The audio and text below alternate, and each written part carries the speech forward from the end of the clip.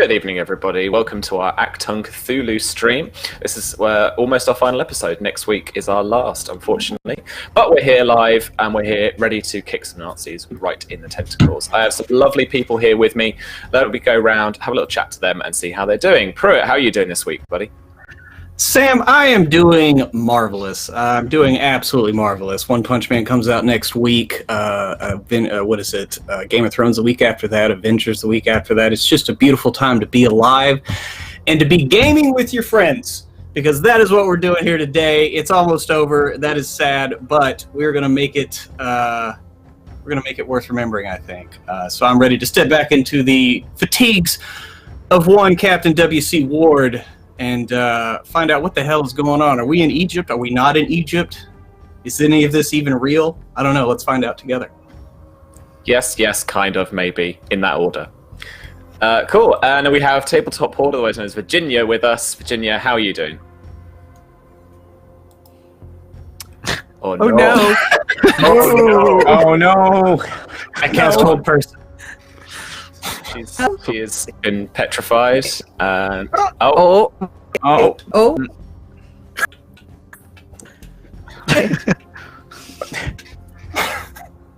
don't know what to do.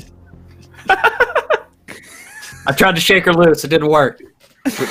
We can try to replicate her style. Wait. It's almost there. We can come back to you. We can come back to you.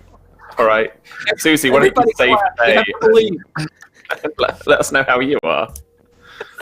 I am pretty good, thank you. Pretty good.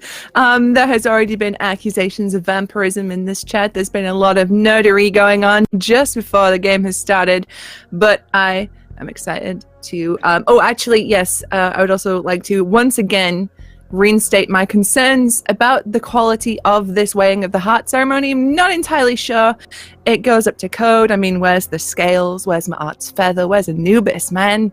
Come on, I think there's something dodgy going on. But I'm excited to step once more into the fashionable dungarees of one Elsie Braithwaite. Nice. I wrote it all out. That's the answer. Right, there you go. Well, no one can see that. Yeah, okay, there you go. Damn it. Just be our Egyptian nerd out character. I'm sorry. I'll just go. Bye. And Shauna, you're back with us this week. How was PAX East? It was awesome. It was busy, and I came back not sick, so that's awesome. Yeah, and I was able to catch the last episode, and it was just like, all right, Mysterious Egypt, all right, Giant Worm. All right, River of Blood. Sacrifice, oh boy. Yep, playing Sophia Price. I don't know how I got there, but one of the two academics of the team, and one half of the Price sisters. The currently only half of the Price sisters, if this carries on. Oh no. We'll see. We'll do some BBC style 24-hour news reporting filibuster type stuff. We'll get there. It'll be fine. We'll just chat about our stuff going on elsewhere. And we have Callum for the Rollies podcasts. How was your... I'm sorry I couldn't come to Drinks and Dice last week. How was it? How was it this week? It was truly awesome. Oh, is my mic? Yeah. It was truly awesome, and I want to say a wave at the London RPG community, which is one of the newest clubs in the area, but super dynamic and growing one. I think Virginia, when she's unfrozen, might maybe game master some stuff there. They got a cycle dedicated to so a bunch of things there, and the Nobes in Bad Moon, so it's very close to home. So it's great and perfect. And London, the Drinks and Dice, so many people improv some D&D. It was awesome. But tonight is not about that. Tonight is about getting back in the role of my good George de Coninck. Unlike Captain Ward, he's not back in fatigue. He's in a rather revealing dress, white one, with his chest awfully mutilated. Is it a dream? Is it still feel chilly down there? It's all gone a bit spoopy. Well, I am Sam. I'm from Modiphius Entertainment and one half of Black Cats Gaming. Modiphius Entertainment is developing this as the 2D20 version of the game. So we're pushing along the plot a little bit more, some of the meta, as well as introducing the new rule set for 2D20. So that's what we're going to be trying out tonight. Hopefully when Virginia's back, we'll be able to jump straight in while I try and filibuster kind of what's going on. I could do a bit of a recap, maybe, and then we can help out. First of all, I could do a bit of sponsorship stuff too. That always helps. Hopefully Virginia will be back with us once I do that. So today we're going to be using Fantasy Grounds for all of our tabletopping needs. Everything about a virtual tabletop that you'd like is right there. Having tokens, maps, all the kind of stuff that you could hope for. Head over to fantasygrounds.com or go onto Steam and get it there. And you get yourself an account and then set yourself up as a GM for it.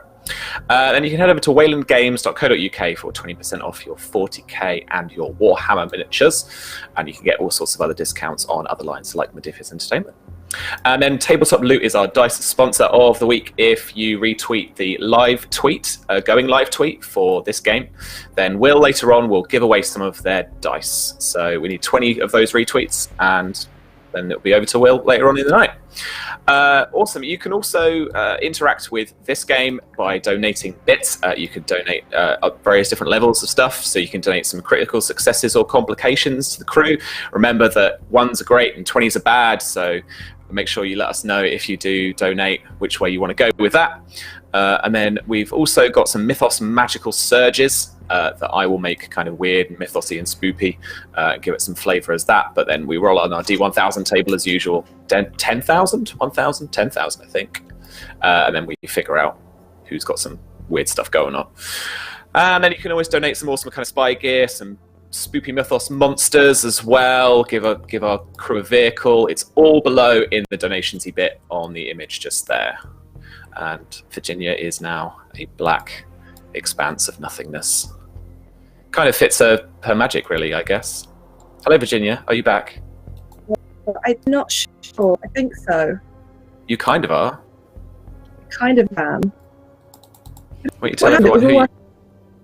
Oh. Oh no. Oh no. Oh no.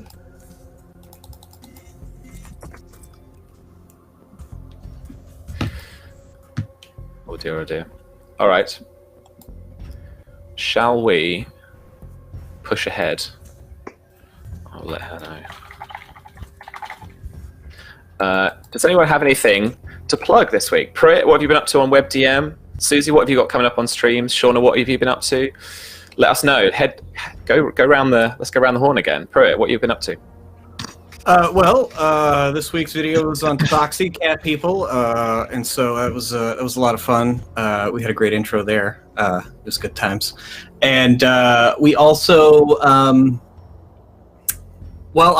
hope everyone saw the announcement. We're very excited about the Archon of the Ancients, because we've been tasked me and Jim and I, to write the intro to that, so that's pretty freaking awesome. Still trying to accept the reality of that being real. So awesome. Yeah, it's pretty cool. That's what we got going on, but we got some other things in the works, and when we can talk about them, we'll talk about them, and I can't wait for that day to come. Yeah, of course. I always love seeing your videos pop up. Cool. Mhm. Susie, what have you been up to stream-wise? Oh, geez, so much. All of the things. I'm working out my the next season of RPG content. I've been watching so much like Game of Thrones. I'm like stuck in season modes. But Sunday, the Lost Girls are back, good and proper. So we get to see the fallout of my character's dad saying that he would tell her family that she died horribly, rather than let them know that she's still alive and a vampire, which was nice and heartbreaking. We're gonna have a shopping trip at the mall to cheer everybody up, so I'm looking forward to that. But D&D is back on Monday.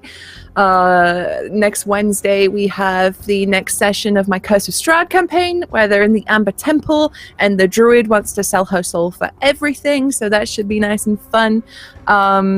We have the last few sessions of Once Upon a Time coming up on the thing this week. The gang did a very, very bad murder with a Prince Charming that was sweating cream in distress. It was kind of like the scene from Office Space, but with a lot more blood and cream involved. Wild magic surges. Cool. Wild magic. So, yeah, that's kind of how my roleplay stuff's going at the minute. Wow. Weird. Yes. Looks like Elsie got a wild magic surge. Oh, just now. Good job. Let's roll for that. Do it. Yes. You give that a roll. Well, Shauna, why don't you let us know how PAX was for you particularly? You were a part of a discussion, I believe, part of a panel. Yeah, right? it was trans representation in tabletop RPGs. It was good. It was pretty packed, which is they have a thing on the screens where it tells you how much of the thing is filled up before like when the line comes in. So if you want to tell you see like 15%, and we had that thing where like, you know, okay, we don't have to see, you don't have to worry too much because you can see, you don't have to see everybody because of the lights shining in your face. The room we had that didn't have, we could see everybody. So it's like, oh no. It was fun. That must be like the most nerve-wracking thing, like the counter going up of like seeing like, who's coming in. Yeah, like, Not helpful at all. Cool. I'm glad you had a good discussion though. Yeah, it was rad. Awesome. Callum, what podcasty stuff you got coming up? What you've been editing recently? Not much lately. Just looking the stats of my podcast. I got my first listener from El Salvador. So if you're here in the chat tonight, I'd be curious to find out who you are. But yeah, got people in Brazil, El Salvador. They never write to me. I don't know who they are. Otherwise, I started editing the episode of next month, which is with Virginia here. And of who you can see a still image above me. And yeah, it's promising. I think it could be a nice episode. We discuss a bit about John Carter. We discuss a bit about magic and things, and it should also include a little bit of me with a friend going out to see Alita Battle Angel and comment on it. It's been a while we didn't have one of those going out for the movies on the Release podcast. Oh, cool. I didn't know you did that kind of thing. Sweet. Well, I have a little plug to make. It's the silliest little thing, but it's worth a shout. I have like 492 followers on Twitter now, or something daft. It'll be ace if tonight I could get 500. Just saying. Yes. I'll give you a bit of gear or something. I don't know. tweet that. I thought I looked cute. Might delete later selfie I did when I came out of the shower. See how that gets. But honestly, if you're not following me on Twitter already and you've enjoyed the show, and you've also like thinking about following me for this Game of Thrones game that Susie mentioned, and also the Spy game, which I'll mention more of at the end as well, then by all means, please follow me on RPG Twitter. RPG Twitter? What the fuck is that? RPG Webby on Twitter. That's my handle, and it's right below my name, right below my face. Virginia is somewhat back, but is still a bit spotty. Can you hear me? I can just. Yeah. Okay. That's the start. All right. That is good. Right. I'm really sorry. No, not at all. We shall plow on ahead, even with these technical difficulties. Right. Let's give this a go with a little recap. So last time on Shadows of Atlantis, our Section M agents did the unthinkable. Constance, in an effort to find George's sister Marguerite, called upon the otherworldly power of the Keeper of All Knowledge, Shoggoth himself. Sothoth. As the Elder God appeared over Section M headquarters, Elsie and Captain Ward rushed for the armory, where they met Dr. Dennis Parker, Section M technician, who was able to equip Elsie with a shotgun and Ward with an experimental anti-Eldritch pistol, the Blevin steam-powered firing mechanism. Through Constance, Yog-Sothoth spoke to George and the assembled agents and Section M leaders, transporting our investigators deep within southern Egypt and into an ancient temple full of strange monsters and statues of gods. In a judgment hall surrounded by hieroglyphics and presented with a strange statue of Osiris, Constance thinks she knows what she has to do. as she plunges her ritual dagger into her chest. Virginia, you with us?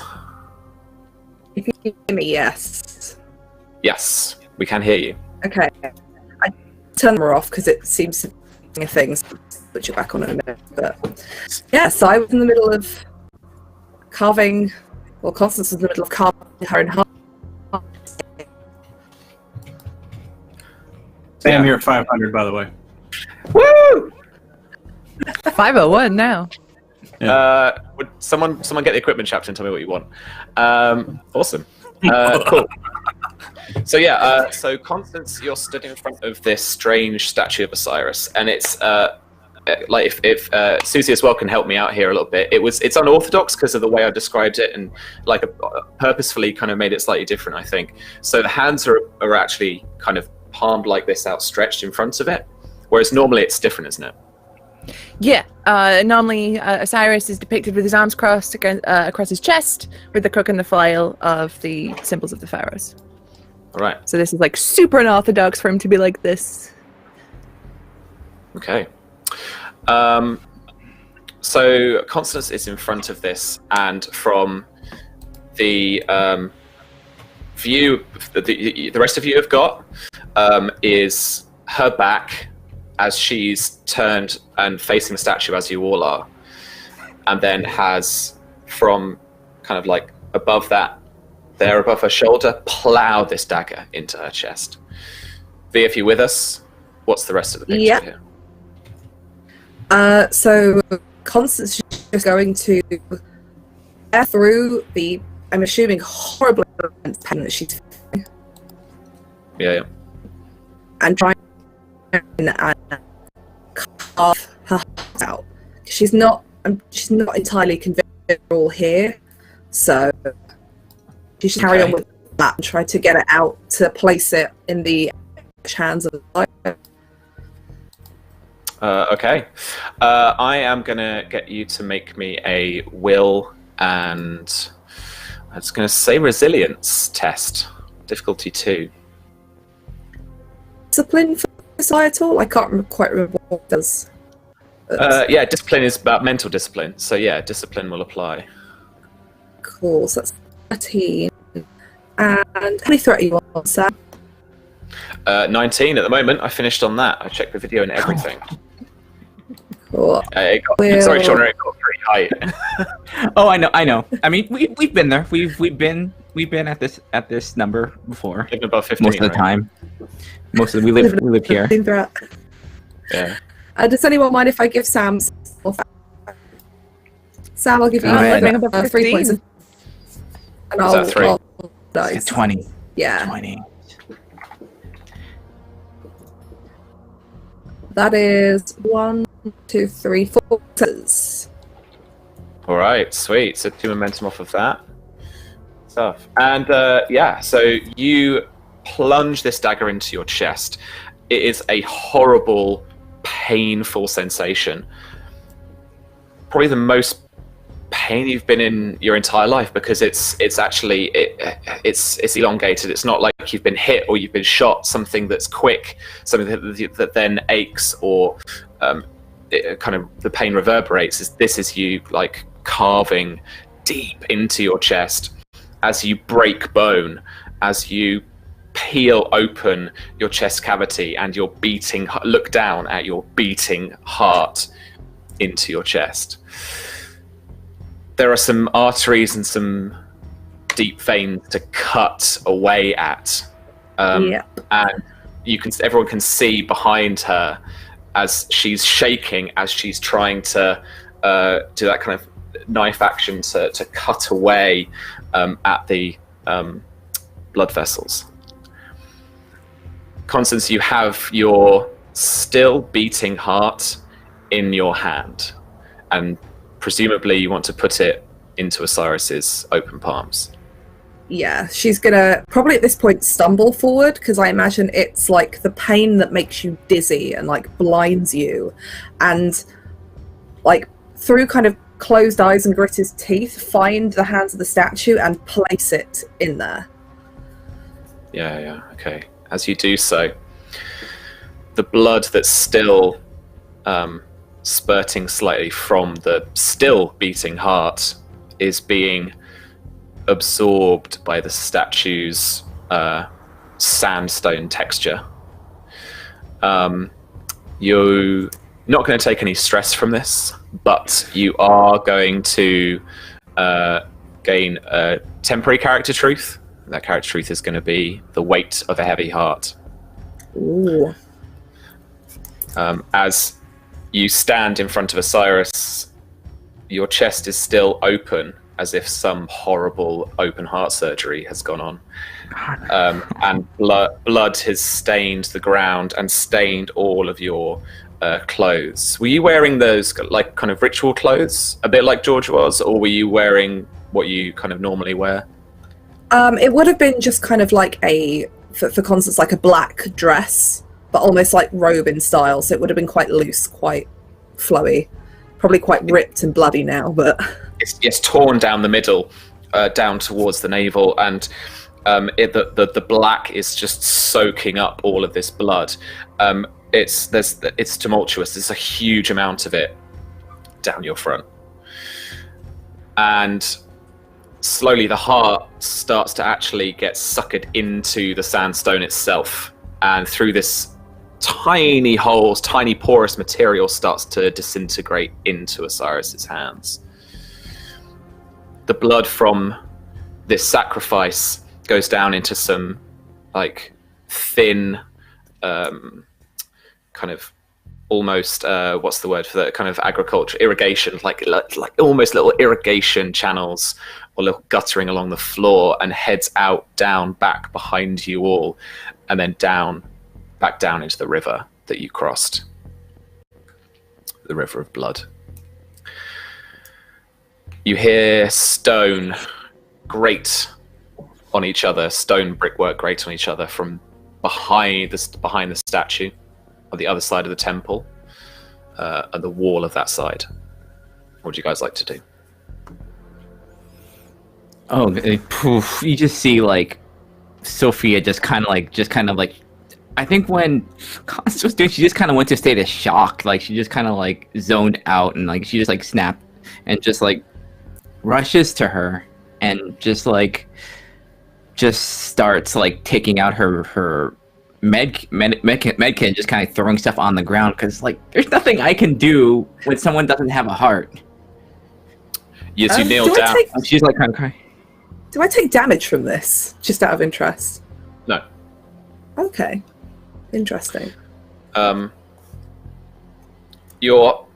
It feels now almost slightly numb, but your chest, there's just this massive cavity there now, and you can see into your internal organs, but everything is staying in place. I mean, Sophia, the panic you're having as you kneel down beside her, you're seeing all of this blood soaked into her dress. It's concerning. It's surreal, because like there's no heart. Like she should be dead, but she stood in front of you and is just looking down over you with this fully blood red ritual dagger now in her hand. Should I take a sanity thing? This is nice. Yeah. Okay, roll me a will and resilience test with discipline focus if you have it. Difficulty 2. Resilience. I imagine that Constance at the minute is just standing in shock with like the dagger in one hand, just looking down at her own chest, just oblivious to everything. I feel like at this point, Elsie is feeling very green and suddenly extremely, like, just very preoccupied by that stone moving, so she doesn't have to look at Constance, like, with her heart out. And she's probably, like, slapped the captain on his chest if he's a bit, because, like, he's a bit like, oh, and been like, look over here. Don't look at this over here. Which he does, thankfully, finding something else to focus on. Okay. That makes sense. I did not pass anything. So she's just like, I think she's starting to like soak up the blood.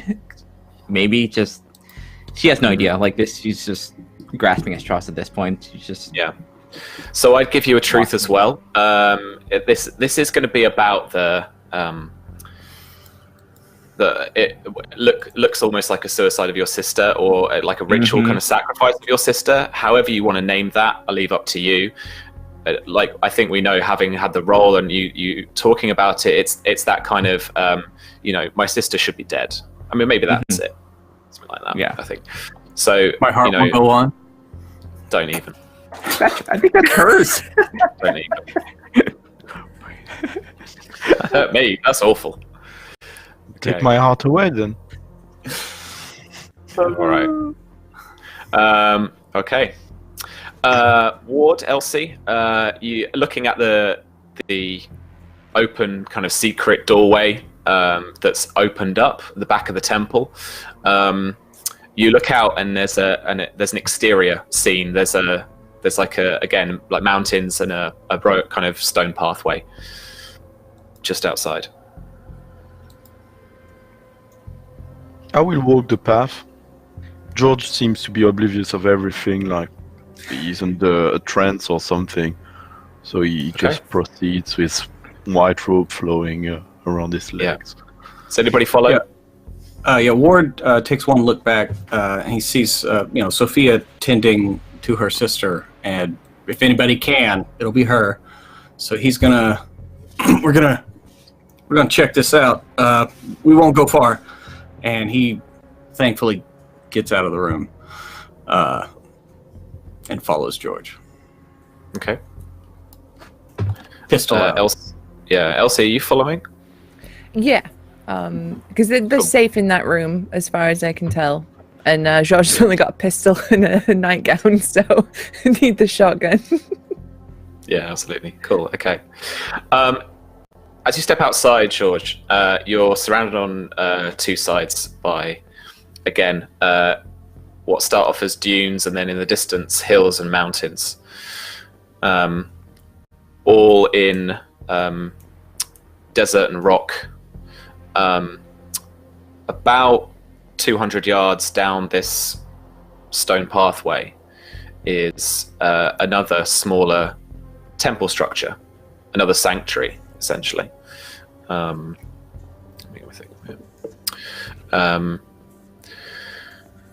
Alongside this pathway are jackal-headed standards. Each of them have a body firmly lashed to it.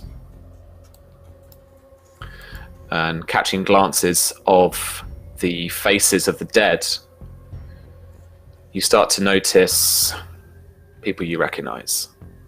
You start to notice some of the guerrilla unit uniforms that some of your comrades, some of your fascist enemies were wearing at the time of the Civil War. What would you like to do? I walk towards them.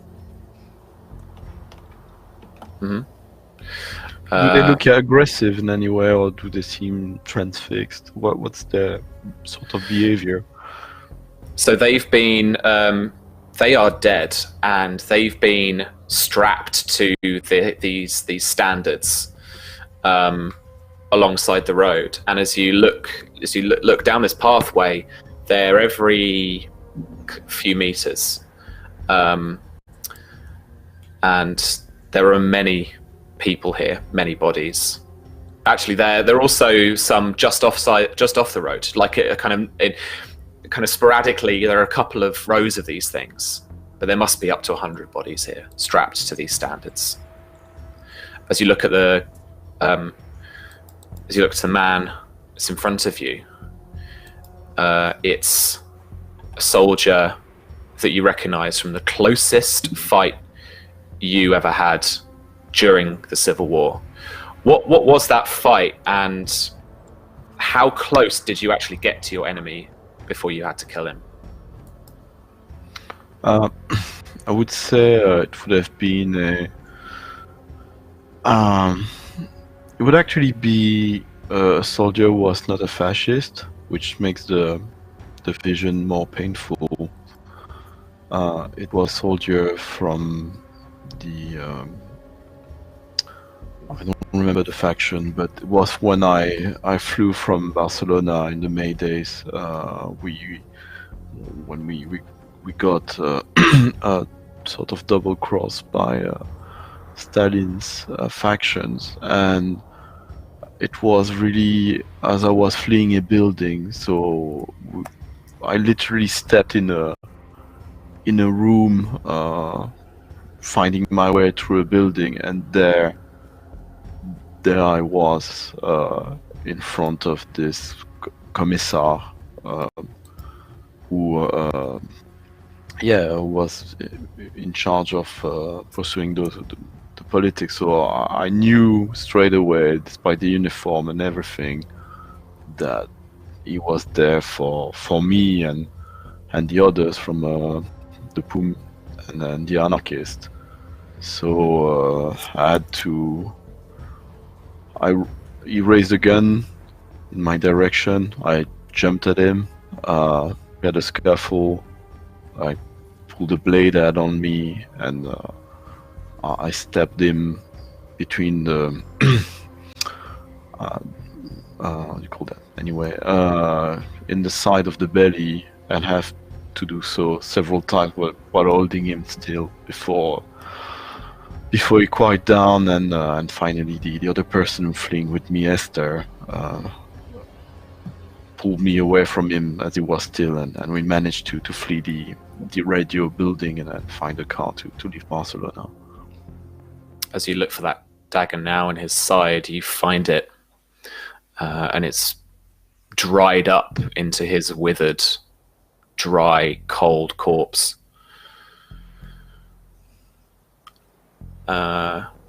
Captain Ward,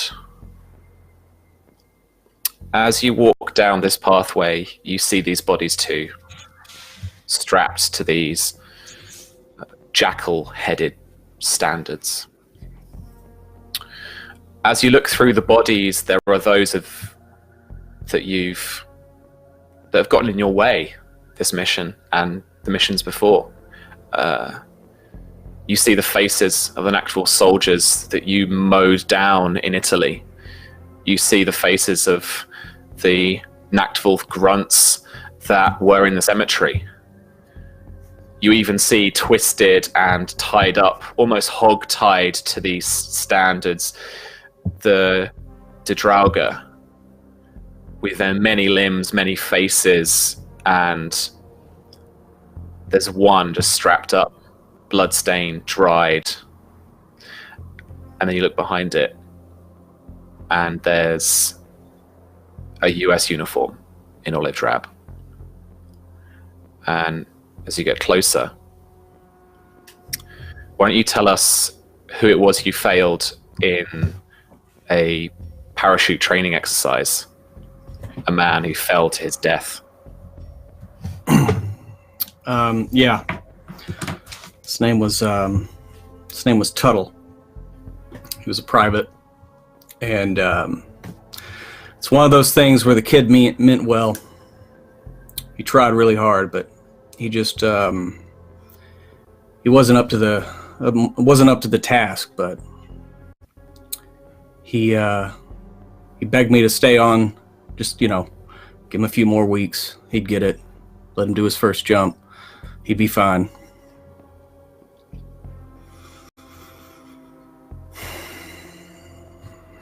It was a closed casket, of course. It didn't deploy. I wrote his mom a nice letter. Told him how proud she should be. What a good soldier he was.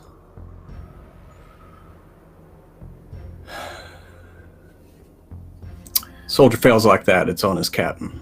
It's on his leader. So, yeah. As you look down onto the sandy floor, there's the remnants of a chopped up parachute. Its string almost pulling at his tied up corpse, and the actual chute itself makes a strange angel's wings shape in the sand, and it would be strangely beautiful if it wasn't covered in the private's own blood.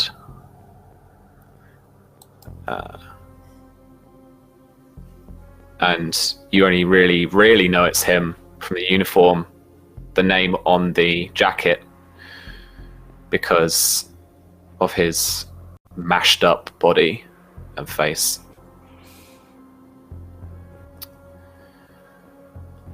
Elsie, as you and Tetley, not in Kansas anymore, walk up the pathway and past these gruesome, shriveled up bodies, one of them stares at you for a second before you step out of line, and just that second, there's that trick of the Mona Lisa's eyes following you, and it's like dogs. And his gaze is, as you've stepped aside now, just on Tetley. And he's got a stumped cigarette in one hand, strangely posed, and a Walther pistol in the other, dropped down on his right-hand side. And as you reach around in his jacket, you find a note. But if I can find it, will be amazing.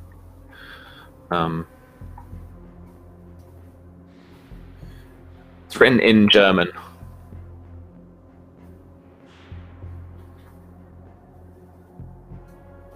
You can't speak German. You make out something about Viennese or Vienna.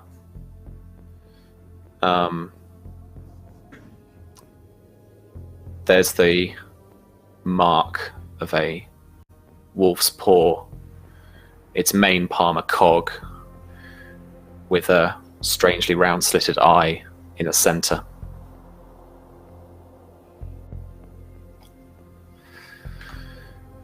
And the three of you make your way up to this temple. The temple interior is in almost darkness, apart from a diffuse light that appears to emanate from the rear of the building. And as you get closer, that light obviously does, to get to the main entrance, you can see that, like, radiating a bit of light from a couple of ceiling open kind of window parts. It's reflecting into the room is something which you recognize as something that looks sufficiently like a sun disk in the hands of a statue in the northwest corner of the temple. I've got this to share with you as well.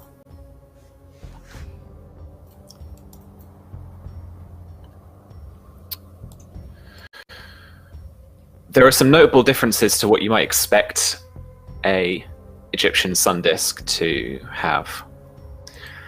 Not only is it a different orientation, with the hands reaching up like that into the sky, but the central sun consists both of a large gold crystal material and strange blue sheened metal that you've seen on the breastplates and the helmets of the Nactable soldiers so far. All in all, the central sun disk is a little over 2 feet wide. The rays that extend out like little sharp spears add another 8 inches, 20 centimeters to the overall size. There appears also to be a series of indentations along the lower edge of the crystal's frame. Aside from this statue and this golden sun disk, there is nothing else in this room.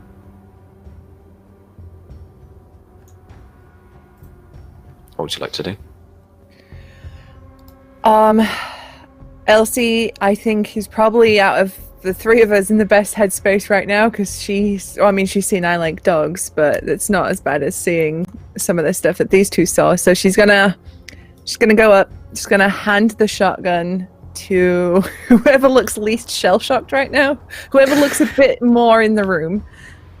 Maybe Ward. Yeah, maybe. Hand it to Ward and be like, if something happens, make sure Tetley has a good house. And I'm gonna go up and try and grab it. Okay. I meant to say home, but Game of Thrones, fuck's sake. House above all. House. So yeah, I'm gonna try and grab this disc. Okay, Like exactly. I'll climb up on the statue. Oh yeah, exactly. How are you grabbing this disc? What So are we've those got, like- indentations? Yeah.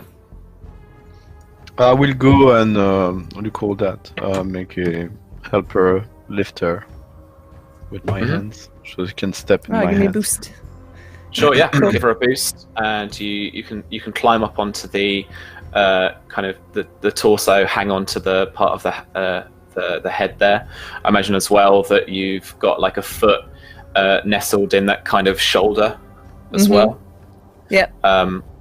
Yeah. Exactly. Where are you grabbing this disc? I would probably because like the little rays are like rods, right? Yeah. I'd probably like grab the rays like. Okay. You do, and you get thrown across the temple room. Make a little cheeky roll here. Get that out of the way. Oh no, that's not. Take 4 stress. Yeah. Cool. Ow. As you grab one of those two kind of speary little rays on each side. I'll get back up. So that didn't Okay. work. I will Yeah. try climb the statue. Mhm. And when I do, what I'm trying to do is touch directly the crystal while avoiding the golden disc and the hands of the statue, are they on the disc? Yes, they are. Yeah. And around just below them are these indentations. Could you describe those? I will get closer to have a look at those indentations. Yeah, they're fairly ergonomic. And there are 5 on each kind of side just below where its hands are. Okay, well, I will try to grab the disc with those indentations. I will turn to Ward and say, I will need your help, but I think I found out to get hold of this. All right. I sound very off the whole time. All right. I'll get you the help you need. Don't worry, George. And he'll go assist George. Cool, Holster his okay. gun. Yeah. Make sure Elsie okay, right? Yep. Fine. Okay. My pride's more bad than my body. Well, Okay. Don't worry, I'm not naked under those ropes. I'm still not looking up. It's the opposite of walking on a high surface. I will only look down. I lied. George, as you pick up this sun disk via the indentations that fit your hands perfectly, you pick it up. But he can't have it, George. You can't give it to him. Because it's yours. Of course. Because it's yours now, so no one else can have this sun disk. Because there's someone else in here with you. Yeah? And if you want to accept that complication, I will give you a fortune point. Yeah. Cool. Okay. What do you do next? So, what's the situation? Ward's holding me by the ankles. I'm standing on his shoulder, and I've got this disc in my hand. So Yeah. That no one else can have now. It's yours, and you covet it. it's mine. It's It's so mine. It's so We pointy. have on a now. golem now. Cool. Come on now, Smeagol. Smeagol, come on. It's not I too mean, late. if George just wants to carry all of the things, that's fine. Hey, if he wants to carry all the magic shit, Ward is completely happy with that. Yeah. So, I will. All I the will magic. just say, yeah. Help me down. I cannot. I need Hold to me, keep- Ward. I need to hold and you. I will carry him out of there like it's an officer and a gentleman. There you go. Let's jump cut with that image in my head. Let's jump cut back to the Price sisters, particularly with Constance. V, now you're back. It's joyous. So what would you like to do at this point? I imagine that Constance is probably by now kind of like sunk to her knees and is probably shaking because she kind of figured that maybe things weren't quite as they seemed, but she definitely doesn't have a heart. And that's very real. But somehow she's still breathing and she doesn't really understand what's going on. And I imagine she just kind of reaches out to Sophia and just grabs her. It's like, what's happened to me? I should be. What? Like drops the ritual she- dagger. And then she just kind of, you just see like, Sophia is just like looking straight in the eyes and just kind of like, her gaze moves down to like her, she just points like, why aren't you dead? I don't know. What are you? And she's just like covered in your blood. No.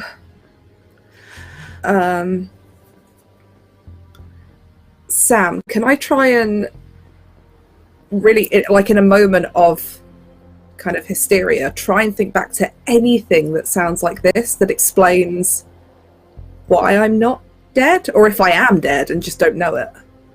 Okay. Yeah. Roll me.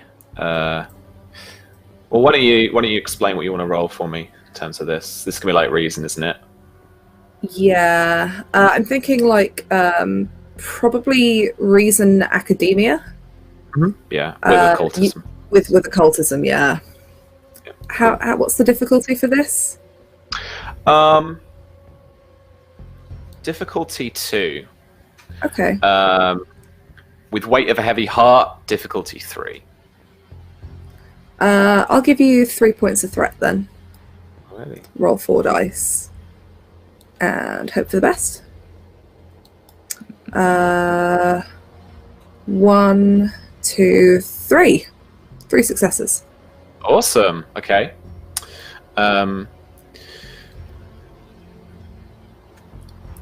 This Yog-Sothoth has teleported you. This has to be some other plane of existence. Something equivalent to Dreamlands, the Dreaming, or any other kind of spiritual dimension that other spiritualities and religions have always tried to explain dreaming as. It's maybe a really hack thing that I've got from somewhere that isn't true, but I'm swearing my youth are hearing about, like, you know, I swear there's one philosophy that it's like there's a people that believe that actually your dreams are real, and when you awake you are actually dreaming. There's that kind of weird. There's lots of stuff like that. Ancient Tagalog like thing said that like your soul wandered while you dreamt into other planes. So yeah, and it fits a lot of that kind of philosophy, or mythology at least. Exactly where Yog-Sothoth has sent you to, you're not sure. But there is something quite, and this is something I think Sophia would just know as well from having being here in this temple and having a chance to just have a glance around before Constance has tried to sacrifice herself. that there's quite a lot here that's associated with the Armana heresy. Now, Caesar was really good at telling me off last week about how I was getting this so badly wrong. Do you have any helpful hints to this that can help me out here in terms of Armana and the heresy that was going on at the time? Well, here's the thing, right? Most archaeologists agree that he wasn't actually a heretic, but that's nothing. But anyway, what the thing is Akhenaten made Aten his patron god. Like, usually it was Amun, but there'd been a whole thing with the priest of Amun-Ra and all this thing, like they were getting too big for their station. They were ruling the place, really. And so he instated the Aten as the prime deity, his patron god, and basically made it so to worship the Aten, you had to worship him. So it was a whole deal. Like, the other gods, they weren't completely banned, but the Aten was like the god. There is a relationship with the sun disk to this, isn't there? Yeah, the Aten is the sun disk. Got you. See, I know nothing, Jon Snow. Sorry, I should have said Sam.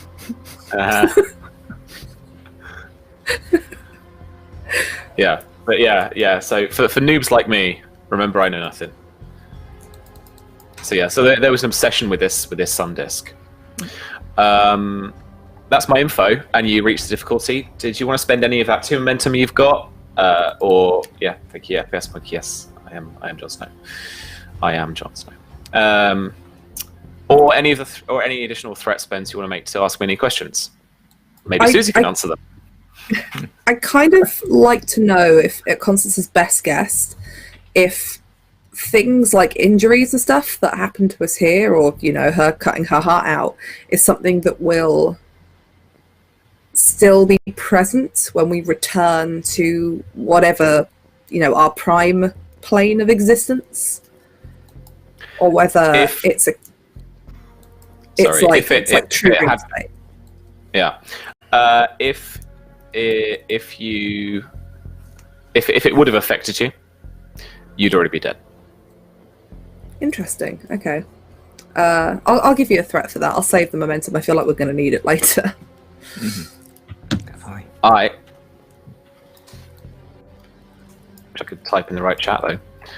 26 threats. There we go. All right. Cool. Any other questions? Not from me. I don't think so. I'll probably just kind of explain to Sophia as I begin to realize this and kind of calm down from my hysteria. Just be like, I don't think this is entirely real, but I don't think it's good if we stay here for too long, because we might lose sense of that if we haven't already. Okay. Definitely don't want to spend too much time here. We should find the others, but here. And she'll hand you like her jacket. It's like, it's still hard. I'll probably kind of like fold over the torn bits of cloth and just kind of put it on and do it up. We should probably go find the others and see how far they've got. We don't know how far this place stretches. So this isn't real? No, it's kind of, well, it is real. It's just, it won't be when we get back to where we came from. Okay, let's go find them. And I guess we go off and follow through that door in hopes of finding the rest of our group. You do see these corpses strapped to these totems that are these standards that are along the path. The faces that you notice are the Nachtwolf that you have fought along these missions. Constance, if you look up and you notice the faces of the people that you have shown the abyss to, so particularly the Nachtwolf that in the cafe, the German soldiers in the cafe, and also the I like dogs guy as well, who, if I remember rightly, you melted his brain into oblivion. Yep. That was during Composer Zombies. Yeah, and then we left it to get eaten by zombies. Mm-hmm. Yep. His body's been gnawed on. You can tell chunks of it have been. So actually, it's all his body parts have been strapped to the standard, rather than like in one. Yeah, thanks, Pruitt. Oh, memories. So you guys finally take your few steps up into the other temple. That's at the end of this pathway. It's a smaller structure. And as you step inside, George has his hands on this gloriously golden, reflective, blue-sheened metallic disc. A good 2 feet wide, with more besides in terms of the spikes and the rays that are coming off it that are like made in metal. And he's picking up from the bottom, and Ward is helping him down. Pruitt, Callum, how does that happen? Well, I guess I will sit on his shoulders, and then you can bend forward. It's the only way I see. I can do it without, my arms. I mean, to me, the most common sense thing is... Hand me the disc. You can just hand me the disc and hop down. Come on. It's my burden. And you're my bird. So, since I'm bearing you both now, I can bear you still, both, and then I'll give it right back to you. Are you pulling a Sam Gamgee on me?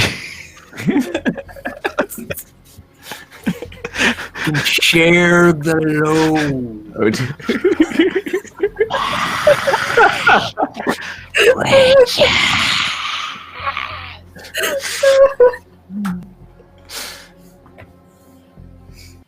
No, I mean, I will start bending my knees to sit on your shoulder, and you can bend forward, and I will jump or whatever. Yeah, sure. Well, yeah, sure. And I'll just like hold one hand up, like just to try to stabilize the. I'm just gonna kind of bend forward and push him off of me a bit. Okay. As I lower him to the ground. Okay. So Pruitt, I will need you to make a brawn and I want to say athletics. That's one, isn't Athletics. it? Yeah. Cool. Brawn and athletics. All right, that's an 11. Sure. So Sounds wait, good. I will have a roll as well, or is it just? Mate, no, you won't. You're not helping him. I'm giving him a fortune point. Then. All right. Well, I got. Well, here's the problem with that is, I got one success, but this is a physical task, correct? Because I got to hit you my giddy up, so that makes things a little bit harder. Thank you, so mark off an XP for yourself. But I give you a fortune point. You've got 2 But successes. I am going to spend a fortune point to re-roll that 7, or excuse me, the 13. Why didn't you even landed in the thing? There we go. Aye. Well, I got 2 successes. That's cool. He lands on your bad shoulder, but you manage to like man it out and you bear him down onto the ground. George, you're stood there in your robes with this sun disk, and it's yours. These people are crowding you, man. You've got to get away with it. But where are you going to go? So what are you going to do? I mean, I look around me. I'm not like in a panic or anything. I'm sort of confident and detached. I look around myself, turning with the disc in front of my chest, making sure I'm not touching any of the rays. And I look around, survey the place, trying to understand and listen to the voice, eventually telling me where to go, trying to listen. Okay. Make me a will or insight. Make me an insight test. Mm-hmm. What skill do you think you're using here? Observation with instinct. Yeah, that's cool. Let's do that one. This is going to be difficulty 1. 1. Yeah. Would there is someone in here with me apply? This is this. It applies because I'm letting you do it. So this is you listening for that voice. So I've got instinct plus insight. That will be a 10. I mean observation brings a 10. Instinct meaning that 1 or 2 is a critical. Yes. So 2 successes, 1 momentum. Great. So you bank that third bit of momentum there. If I Can I use the momentum to ask a question? Yeah. Do you want your actual like success response first? Yeah. So,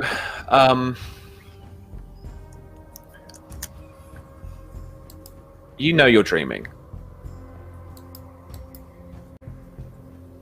This isn't really real. The only thing that is the disc. If you can just make yourself wake up, then you can get out. Okay. So for 1 momentum, how do I wake up? Well, you get somebody from the outside world to like shake you awake, get you awake.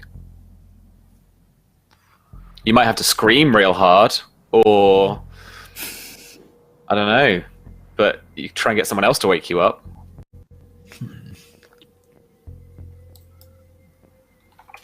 Yeah, I'm gonna raise my head towards the still being somewhat the rest of my body being still, but I'm gonna raise my head towards the ceiling and just let one very loud scream saying, "Wake us up!"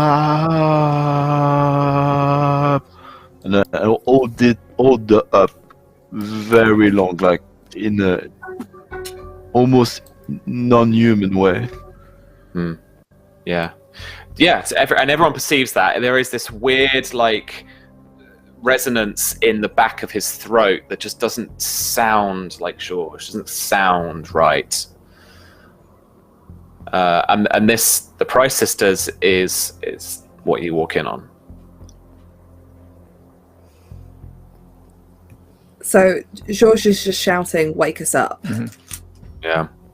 I think it's become a high pitch scream at the end. Doesn't mean anything. I just hold it.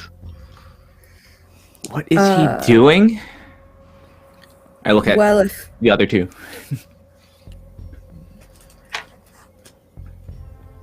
so, You just get like. I mean, Constance, there was a Probably- statue that disc was there, and now he doesn't want to give it up, and he started screaming about waking up. well, it looks like he's also caught on to what we have, which is we're not really here. This is not the same place as where we came from. So maybe we are asleep. Maybe we didn't actually go anywhere. How the hell did we wake up?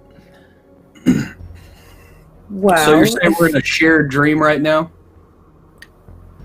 possibly.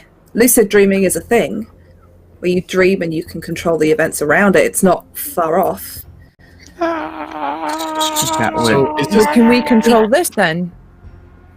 Well, that depends. I think it's a little bit more wonky than that. But waking up, if we were to try and maybe focus on where we were when we left, the ground beneath our feet, the feeling of the air in the garden, all of those things, try and wake the body and the mind up to feeling that again, maybe Georges isn't so far off.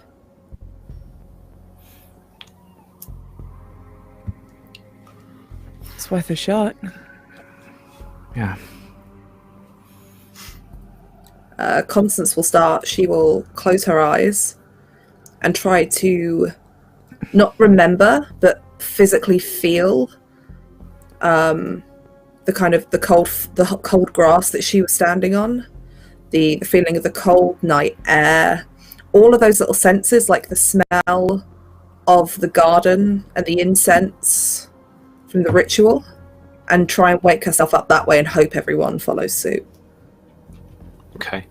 You focus on those sensory memories, and like nothing else comes to you. The strange heat of the temple, the stone underneath your feet, is too overpowering here to really get that sense of where you were.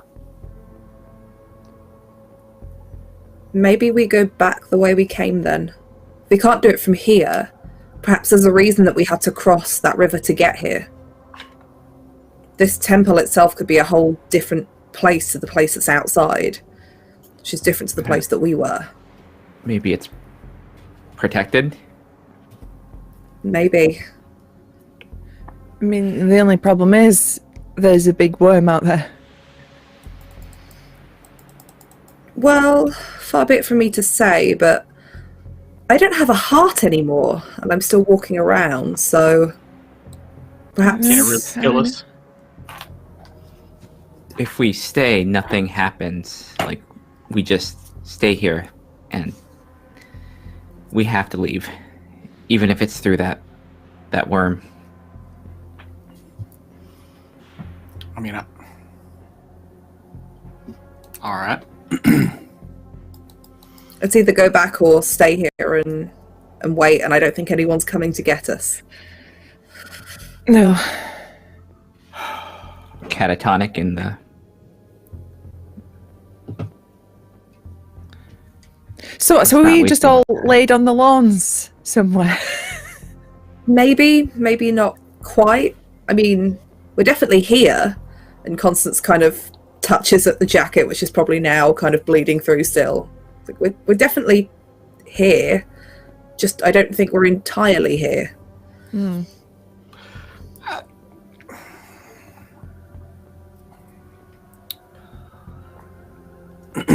All right. So, if you think we need to go across the river, worm be damned, well then we should go do that. Because the sooner we get out of here, the better. Maybe we just have to be outside of this place. All right. I will stop my Or scream. start heading outside. Still screaming.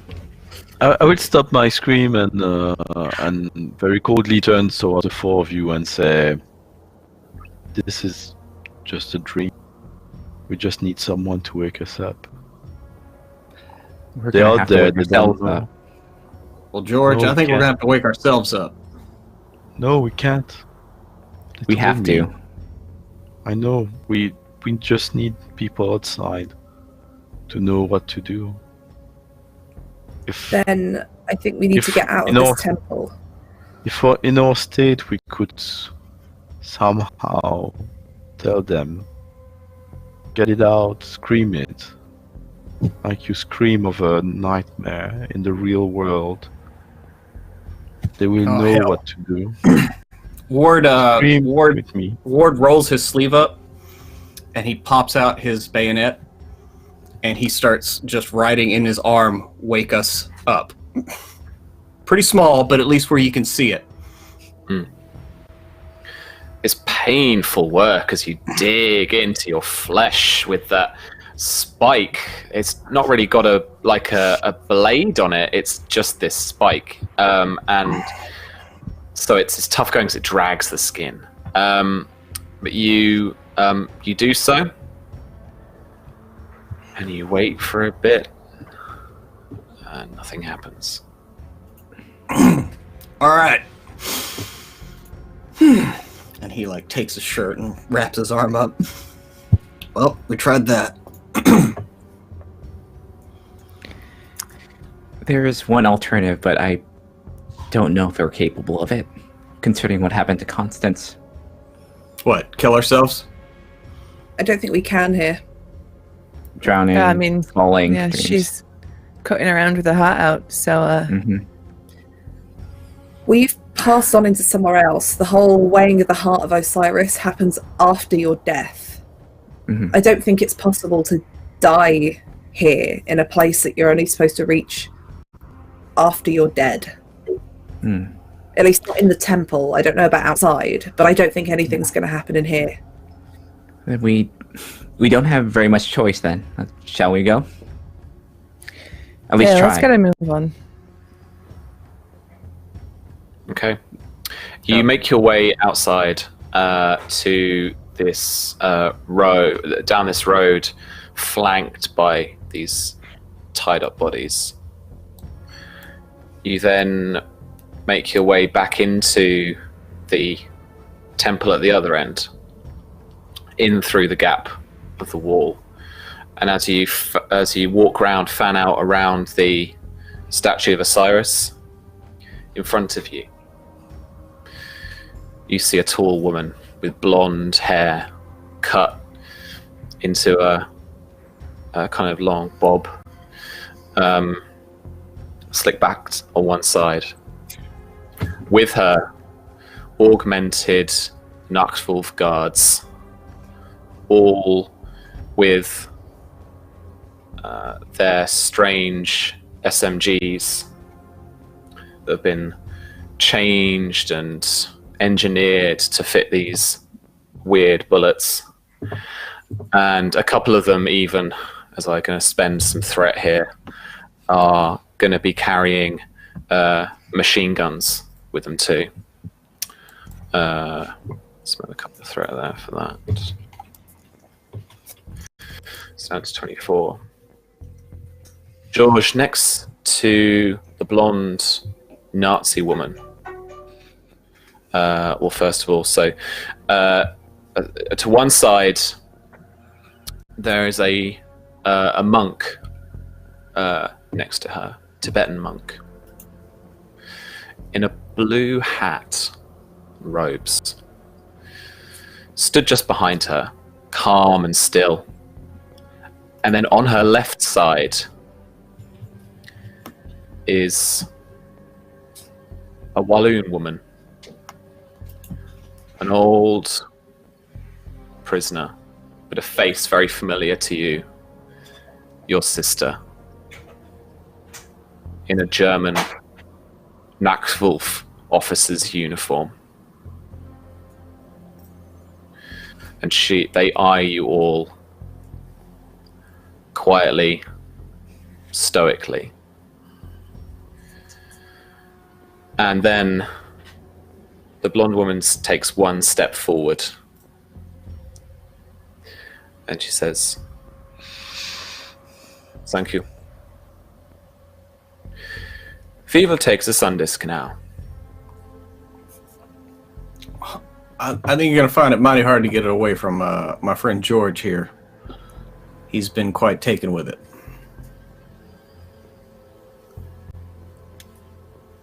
She looks to her left at your sister.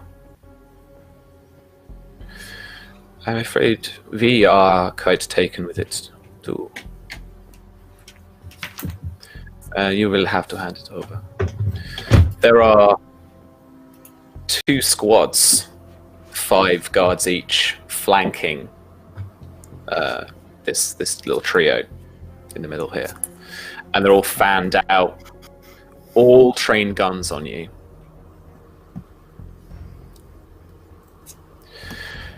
You see, you think you know what you are gathering, what you are putting together, but you don't know because you have not truly done your research, I don't think. Your grab for the artifact in Italy shows it's a reckless attitude that I don't appreciate. Neither will Mina.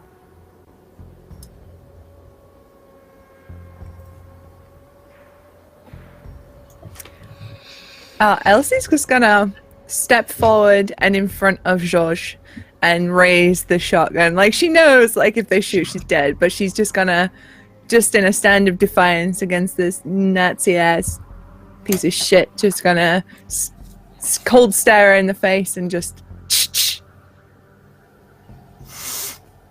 You hear the click of 10 like SMGs and machine guns as the German troops, having not trained them on you just now, but like that slightly lowered position, as you cock that shotgun, everything gets raised, everything gets clicked in that perfect like magical movie thing where they basically just spent around without having fired it for no reason. And she says, "Do you think one more body will stop me?" No. Can I whisper to George? Because I imagine I'm standing somewhere near him. I'm just going to say, just say the word, and I'll try and get her out of here. Bird. She's looking for some confirmation that you want her to do something. Is bird the word yet? Has that been written? Oh, You ruined it, bro. I quit, Ruined my right? We've beautiful only life. got like one more. I'm done. I'm out. Just keep this up. Do it. Constance will very quickly glance over at anyone else and try to catch their gaze and look over at George's sister in a kind of, I'm about to do something, and if anyone's got anything to say about it, they should do so now. Okay. If nobody gives me a look of like, I give you a fortune point. okay, I'm going to try and use my Way of the Gatekeeper to, because it says I can transport a number of willing allies. It doesn't say anything about how close they have to be to me, but I'm going to try and see that if I can essentially transport her with me outside of this temple back onto the banks where the river is. Okay. You can see everyone when I said that to Virginia from this moment I'm weeping. I'm very still, again phased out, but yeah, just weeping profusely.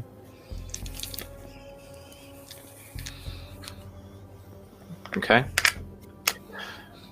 I'm going to spend a couple of threats to make a reaction. You see the Tibetan monk watch you eagerly. Yeah. You have to remind me the rules of Counterspell, but it's... So they...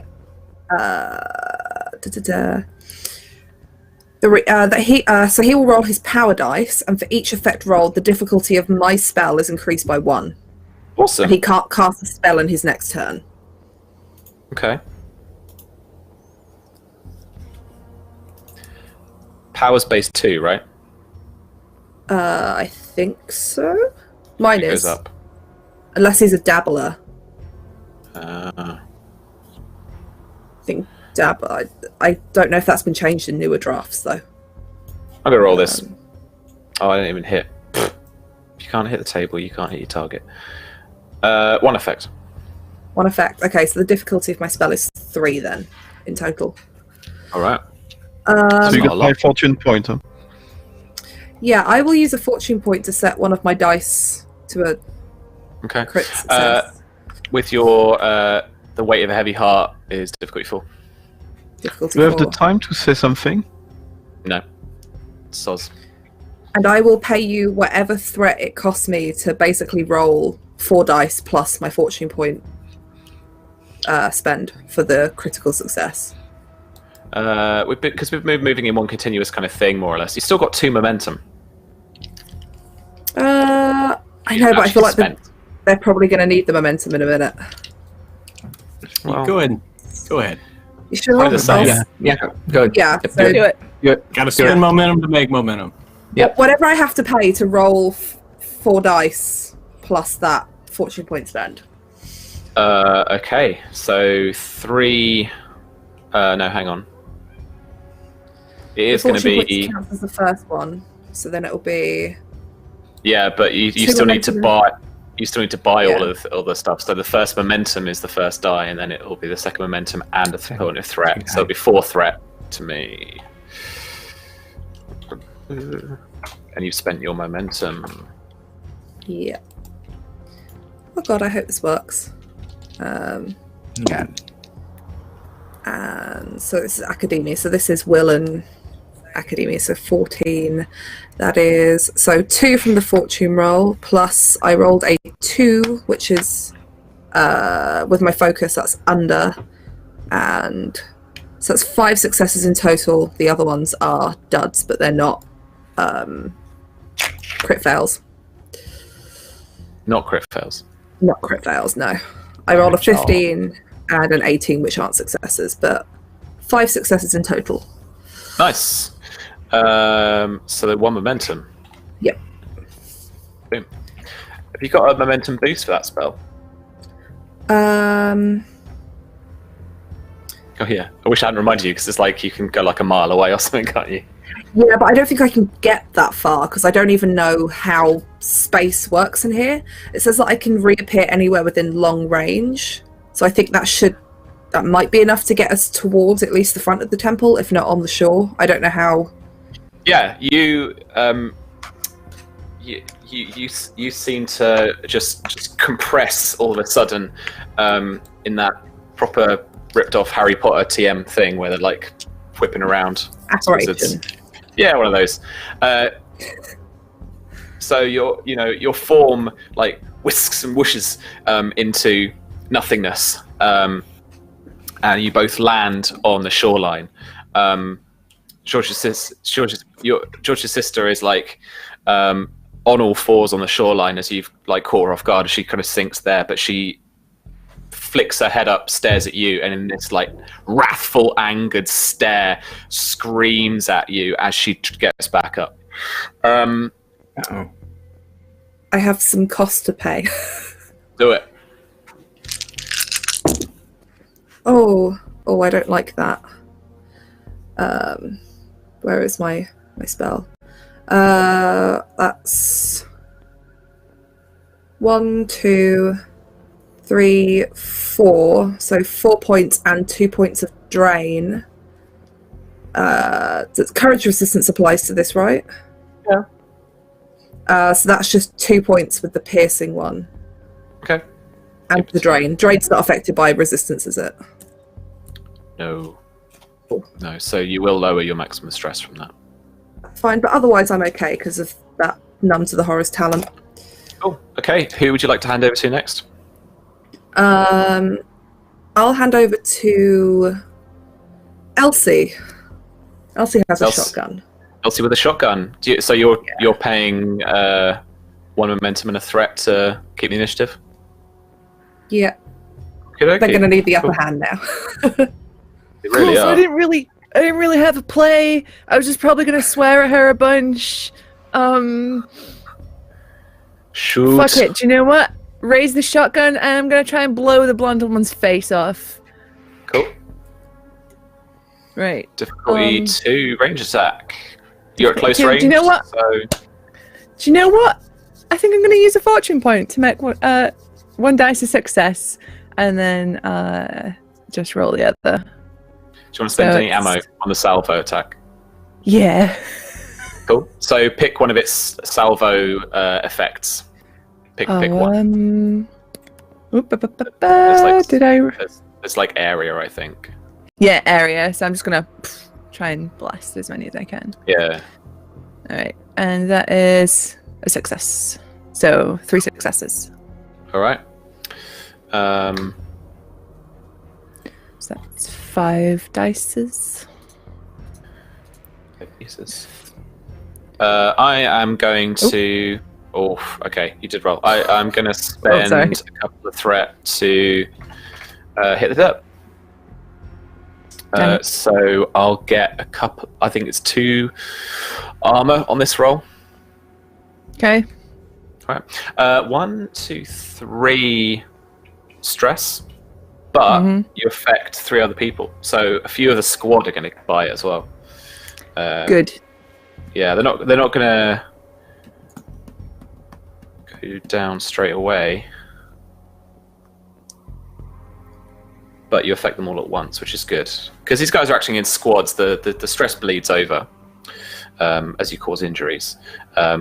So actually, if like doing it as one big arc is helpful. So area attacks are good here because you can get rid of people all at the same time rather than having to kind of get through one by one.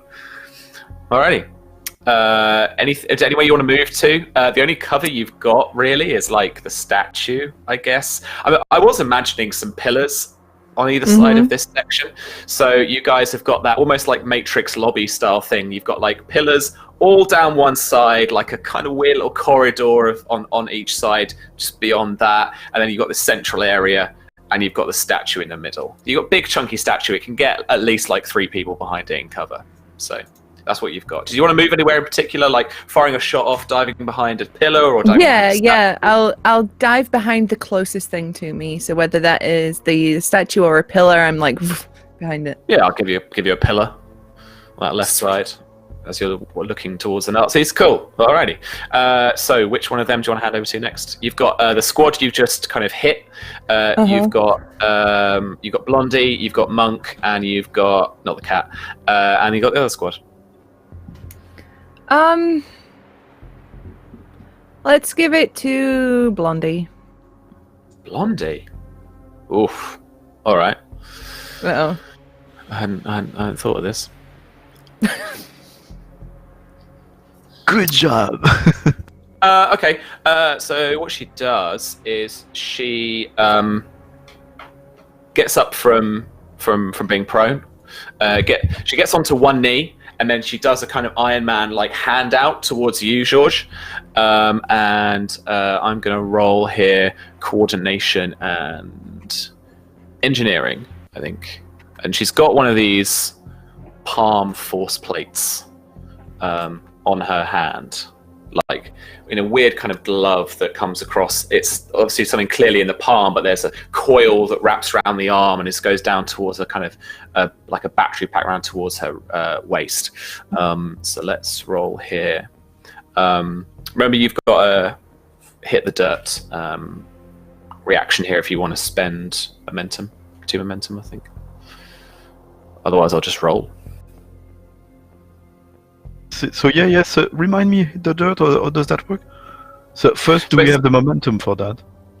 Yeah, so I think it's 2. I've been doing 2 tonight. Might be 1. I apologize. But you spend. Okay, so spend 1 momentum, and you can hit the dirt. So it will give you some armor against her attack. Okay, so it's not a little action I can choose or a way I react with my defense. No, it's not. It just gives you that armor boost. I believe it also actually gives you.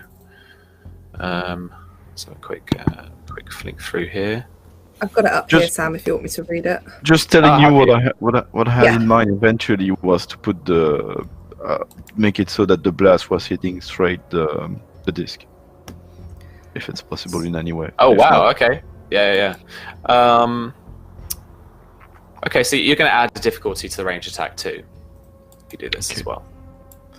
So. And question, sorry. Yeah. I've got 2 wounds already, so they still apply, right? Yeah. Okay. Yeah.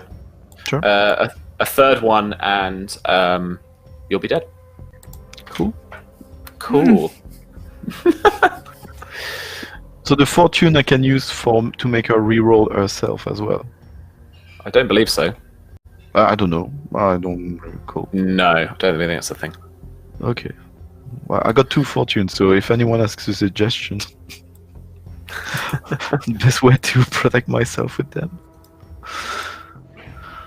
Charlie, I'm going to sound as happy as I want about it because I don't often get to Chatroom, actually. anyone to help me? I think that you hitting the deck with the disc in front of you is the perfect thing to do right now. She's less likely to shoot that. All right, you spending that. You're hitting the dirt. You got this shield out in front of you, like trying to take the blow. You'll get 2 armor off of this. I am gonna seriously spend some threat here as she points this force plate towards you. I'm gonna spend 3. to roll 4 dice. And I'm looking for coordination engineering 12s. 1, 2 successes. So you can feel the force of this palm plate, almost like telekinetically pulling on this shield, and it's scraping along the ground and the metal at the bottom as it's trying to. But as you're on the floor and your body weight is kind of holding it in place, she hasn't quite got the proper aim on it, and it's just scraping along the floor in front of you. So she didn't succeed. So there's no kind of crazy flying effects and any kind of stress to you. Something I want to do so hard. All right, I'm going to hand it back over to you, buddy. Okay, so as it is pulling towards, this seems to attract the disc.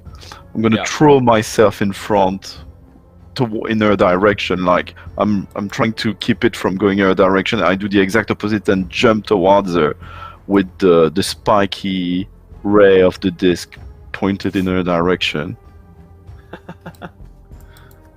Okay, cool. And I spend a fortune point. Okay. What do you want to? What do you want the result to be? So like you So- kind of this. so the thing is- you kind of point to her. So the thing is, she was holding on it, trying to pull her away. I'm doing the opposite, pushing it in her direction with myself, jumping in front, and I want the disc to stab her completely using the pull from her own ray. Okay. Okay, sure. If you spend the fortune point, let's do that. So she actually attracts the thing towards her, and as you slide it towards her, it stabs her right in the belly. I want you to roll 3 challenge dice for me. Sure. So 3d6 coming your way. I need to close that beautiful picture. There's nothing I can do to raise that, right? I'll let you spend momentum or give me threat to roll up to 3 more challenge dice. Should I? Team. Do you have a fortune point? I just spent 1 to do that.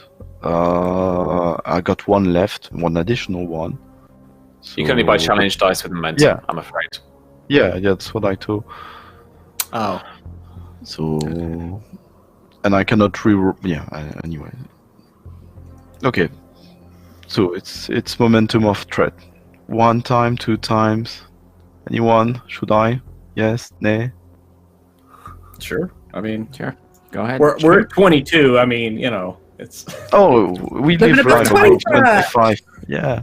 I mean, if we go to 25, We haven't hit the 30 mark pretty much yet. That's something to go same- for. we're in the same Okay. strata of danger.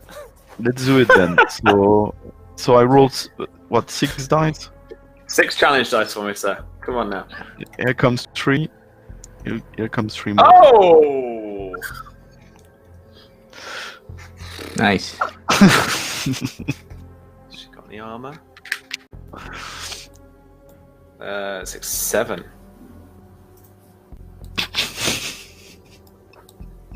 Oh, she's got armor. Cool. Worth it. There's a chink as this thing hits her torso plate. Just checking her. Actually, so the weirdest thing is even you can perceive this even in the split second as it breaks down in your perception as you're just kind of you almost like just kind of lift yourself up maybe onto like tiptoes, so you're kind of lifted off the floor and pulled towards her suddenly in a rush. It slams into her torso, but there's a weird resistance in her actual body. You don't see any armor on her, and the uniform that she's in doesn't really allow for any kind of secreted plates or like bulletproof vest type stuff, anything like that. But it goes through. You hear a metallic chink as it goes into her body, and thankfully, we're not going to take all of that. Okay. Coolio. Is there anything you want to try and anything else you want to try and do right now? I think because it's not really an action that you've done. No. But it's more of more as a declaration, I think, in terms of the scene. Well, I can twist the disc inside her, or try to activate it. Give it a nice kick. I think that's the momentum. Like you've done a good load. If you want to hand off to somebody, sure. If you want to do a minor action, if you want to move somewhere, something like that, I can let you do that. No, I'm thinking. You want to hold on to the disc, though, right? Yeah. I'm holding on to the disc. Cool. All right. I will just say, this doesn't belong to you. Yes. And Prit, don't say it. I know what you're thinking. Next. So, all it's right. gonna be Who do you want to hand over to? my sister. Okay. Constance, we don't have momentum for you. You don't want the turn team, right? Do you want the action, or should I give it to the enemies? Your sister is the enemy, though, right?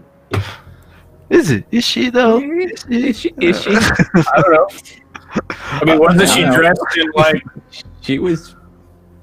I'm naked almost. If I found some Nazi stuff, I mean, I'd George, wear I think we can agree that there's a difference between being out of uniform and in enemy uniform.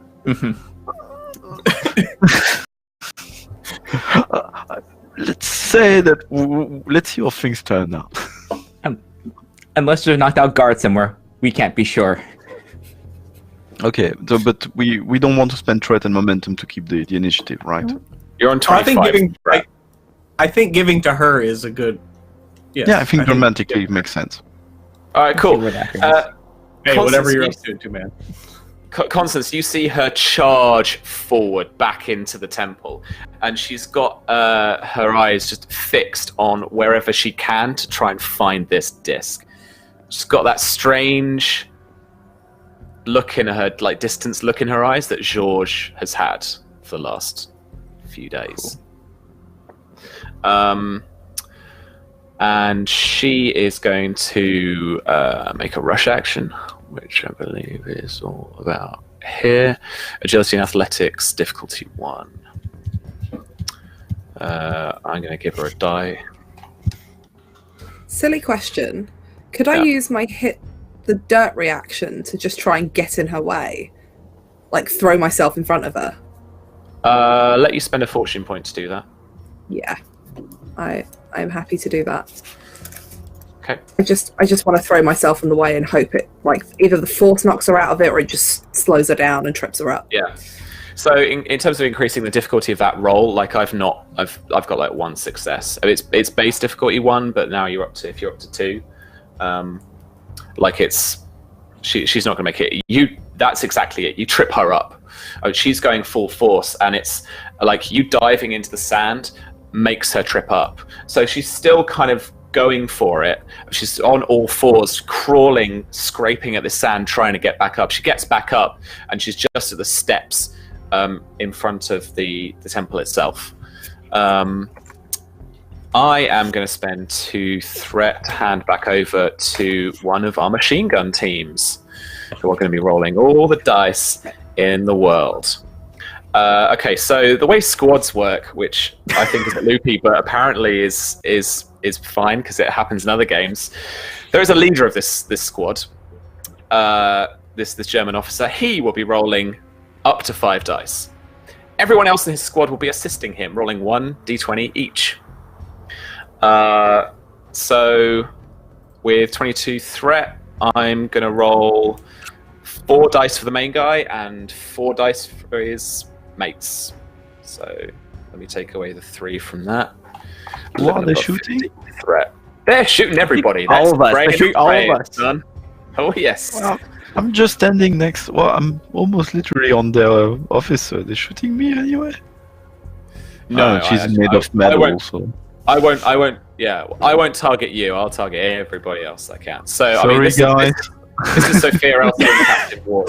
Sorry. potentially. I've got to get effects though on the challenge dice. So this is going to be targeted at Ward, who hasn't gone yet, because you're kind of like fairly stood in the middle with Sophia, haven't quite managed to react yet as all this has gone off. Okay. I don't know what I'm looking for. What am I looking for? It's going to be harsh. Scary amount of dice. All right, 13 crits on 3s. Let's go. Oh, 1, 2, difficulty 2. 1, 2, 3, 4, 5, 6, 7 successes. So I'm not going to count all that momentum. I'm just going to roll with 3 extra challenge dice. I'm rolling 8 challenge dice. Where's my d6? Oh, here we go. 5, 6, 7, 8.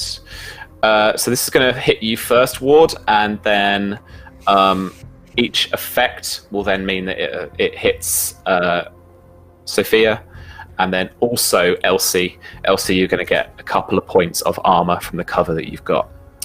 All stress, as far as I'm aware, apart from Elsie, you got hit by that electric thing earlier. But all stress will have reset at the beginning of the scene today. So unless you've taken any this session, you're not going to have any stress right now. Here we go. Ooh. Oh! Oh my god. Okay. My god. I hit everybody, and this is 2, 4, 6, 8, 9, 10, 11 points of stress. If it fills up your stress track, it's 1 injury. If it fills up, if it causes, it's caused at least 5 after your armor. It causes an injury, so that could cause 2 injuries. Shauna, how are you looking? I was good before this shot, but not anymore. Apparently, I have 7 stress boxes, Okay. so it's probably a lot. I probably at least have 2. I might have 2 injuries. Okay. Did you have any injuries before this roll? Still marked in. Depending if what I incurred like 2 weeks ago is still there, like the back injury. Okay, no, I've forgotten about that I'm already. okay. I'm okay, I guess. Okay, so you've taken 2 physical injuries, but you are still in the running. Ward, Cool. how are we doing? So, would it stand to reason that I would have a lot of stress? Yeah. Yeah. Because I thought I did my character right, but if I take 11 stress, that's only like halfway to full. How much stress have Sound you about got? right? Yeah, Well, I that's think what I'm wondering. Is I don't think that it's right on my sheet. If you look on my sheet, I just Holy. check. Like, Right. I want to make sure. I don't want to. Oh, of course. have a mistake. But anyway, So, what's your highest attribute? Brawn or will? Brawn 9. Okay, and then add any resilience skill points you've got to that. All right, so that's 10. That's your maximum stress. Yeah, I don't know why mine is set at like 20. I think I made All right. boxes and then people are going to block them out. Oh, okay, cool. All right, so I took a wound and I have another stress. Okay. Is that all your injury boxes filled up? Yeah. Okay. Oh, no. I have 2 of 3. Sorry. Okay, cool. Ooh. So that roll caused 5 stress. Oh yeah, because we all healed up and then we got some scars, right? That was the thing, wasn't it? Yeah, that's right. Okay, cool. Yeah, so I have 2 wounds now, right? Yeah. So having filled Or up 2 your injuries. stress track, Sorry. yeah, and causing 5 or more at one roll, yeah, that's 2 injuries. Cool. All right. Elsie, how's Elsie doing? You're muted again.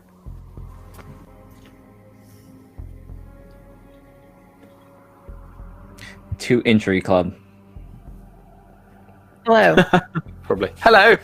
Hey, Venus. Stress track is full, so that's 2 injuries for me. Yeah. Okay. As machine gun fire hails down on this entire room as they just spray with these MGs in your direction, I am going to hand back over to Captain Ward. What would you like to do, sir? Okay. Well, Ward being unnaturally slow on the draw here is going to do exactly that. With the insanity of the scene as it has unfolded, maybe caught him off guard a bit. But he quickly just pulls this pistol out because in his mind, if this is a crazy eldritch dream, then his pistol should work just fine here. That he doesn't know much about magic, but these people are, we're dream traveling or something, and he doesn't really like it. But he'll talk to his preacher about that later to make sure it wasn't sinful. And so I am going to draw I'm going to do a salvo at the leader and see if I can finish her off and then dive behind a pillar. From your point of view, George is covering quite a bit of her, so. A complication of a 19 or a 20 here is going to hit George. Okay. What if instead of a straight gunslinger draw, I pull my pistol and run towards the pillar, shooting a la Bruce Willis in any action movie he's in? I'll even scream. Yeah. As I'm running to the side. All right. I'll give you I'll give you a 20 on a 20. It'll hit George. Okay, cool. I'm willing to live. I'm willing to live with those odds. Okay. I'm gonna use a fortune point to make my first die a 1. Mm-hmm. And would you allow me in using that moment to kind of run to the side and maybe aim, take a minor aim action? Would you allow that? Give me a threat, sure. Sure, I'll give you a threat for that. You need some momentum. Cool, no worries. Yeah. All right. I'm going to take an aim action and doing a salvo. So that means I can reroll any of my dice and I get a free one also. So yeah, it means I'm rolling 2 dice with 2 successes already, correct? You're rolling 1 dice, but you've got 2 successes on the other, I think. Did you buy any other dice? Why did I think that I could? Oh no, because I'm a sharpshooter. As if I do an aim action, I can buy a die for 0 cost. So so you're rolling 3. So I can roll 2 dice when I still have 1 already set. So here we are, 15 or below. So that's going to be 2, 4, 5 successes. Boom. Difficulty 2. No Difficulty 20s. 2. No 20s. So that's 3 momentum. The Blevins steam assisted pistol here normally does 2 stress. Does its Bane quality come into play here? Or is it still just 2? Yeah, I'm going to give you Bane quality for this. So what is that exactly? 'Cause I couldn't find it in the the literature. I scoured it, I thought. One moment, caller. You have to give me a second while I grab the chapter. Hey Sam, first time, long time. I was just wondering, what's the Bane quality? Love your show. First time caller.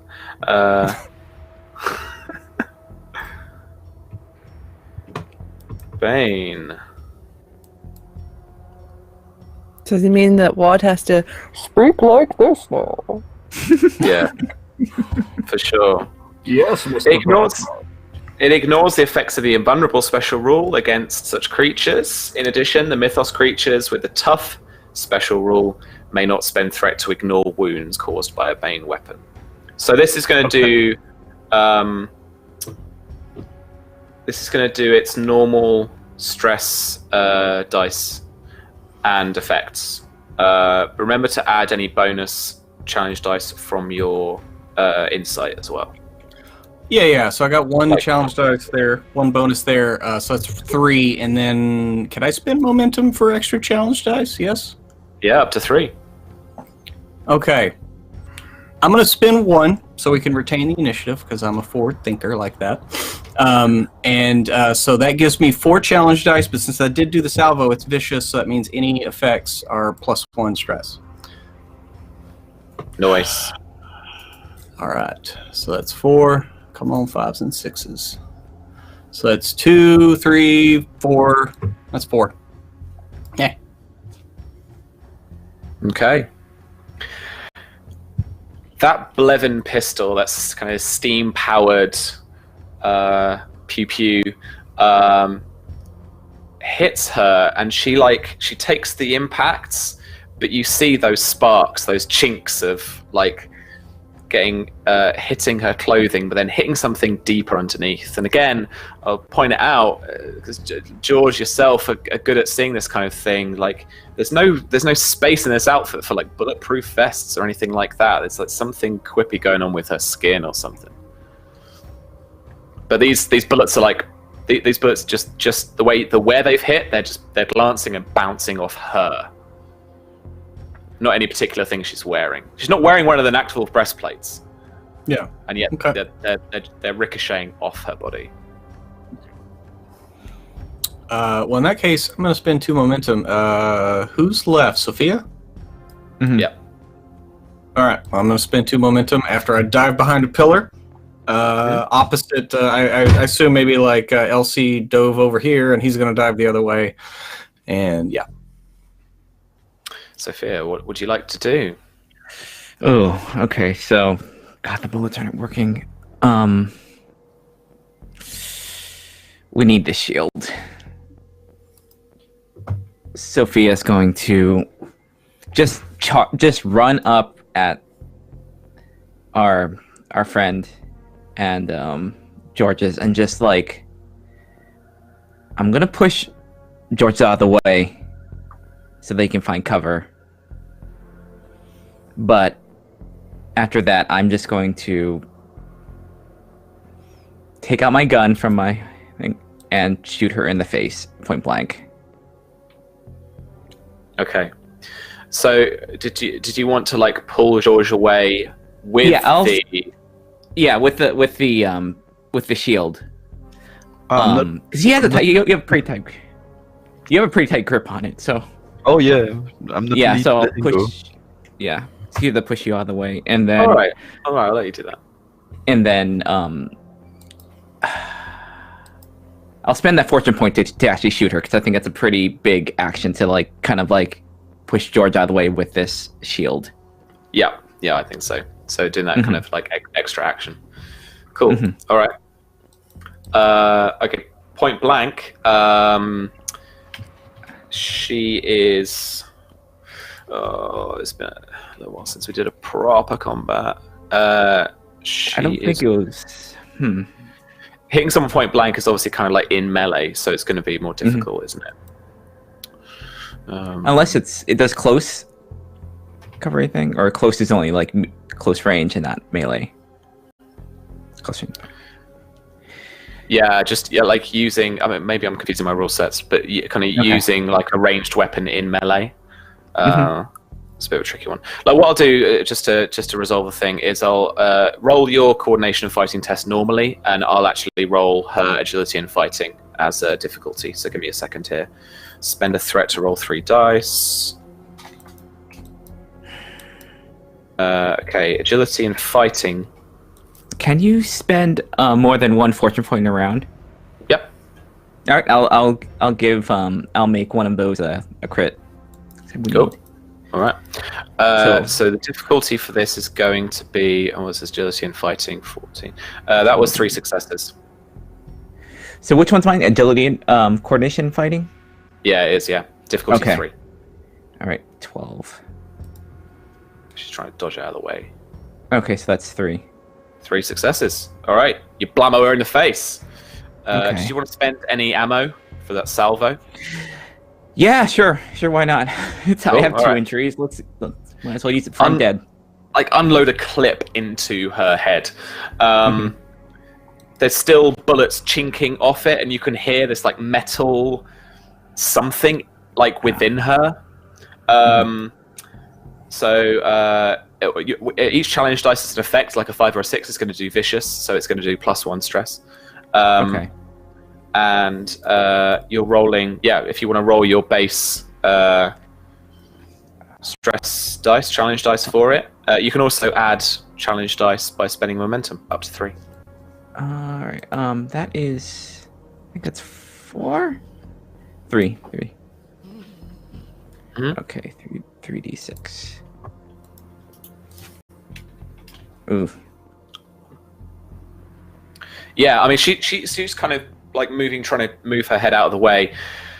There's a couple of shots that they're both glancing, so they land like either side. What they do is they take out quite a bit of skin and the dermal layers of the head, and there's an exposed skull there, and that skull has that blue metal sheen that you've seen to their breastplate armor and to some of their technology. Cool. All right. That's good. Which of them would you like to hand over to next? Oh. I've got a squad still to go and a monk still to go. Oh. The thing we know, or the thing I'm afraid of. You've Ward and Elsie have gone to cover, right? Yeah. I'll take the we'll go for the squad. Okay. So the other squad is going to try and aim for Elsie. So they're actually the ones closest to you.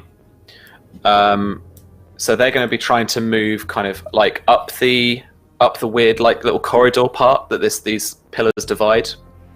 But I'm going to be trying to make the attack, and it's basically you're going to get the cover from the pillar. So from the angle they are, I'm actually going to give you 3 armor. It's because they're not in a greatly advantageous position, but I think it's more about them trying to keep you where you are in terms of kind of pinning you. You just cover rather than the machine guns this time, just as a kind of thing. There's a machine gun guy who's in the squad, but it's mostly these SMGs. Where am I at on threat? 19. I spend 1 to roll 3 dice because I've got the 4 assist dice as well. So leader, and then the assists. I don't think that's a whole ton. Fighting and coordination 13. Quiz on 3 is 1, 2, 3, 4, 5. So I'm going to roll 8 challenge dice. Let's roll those.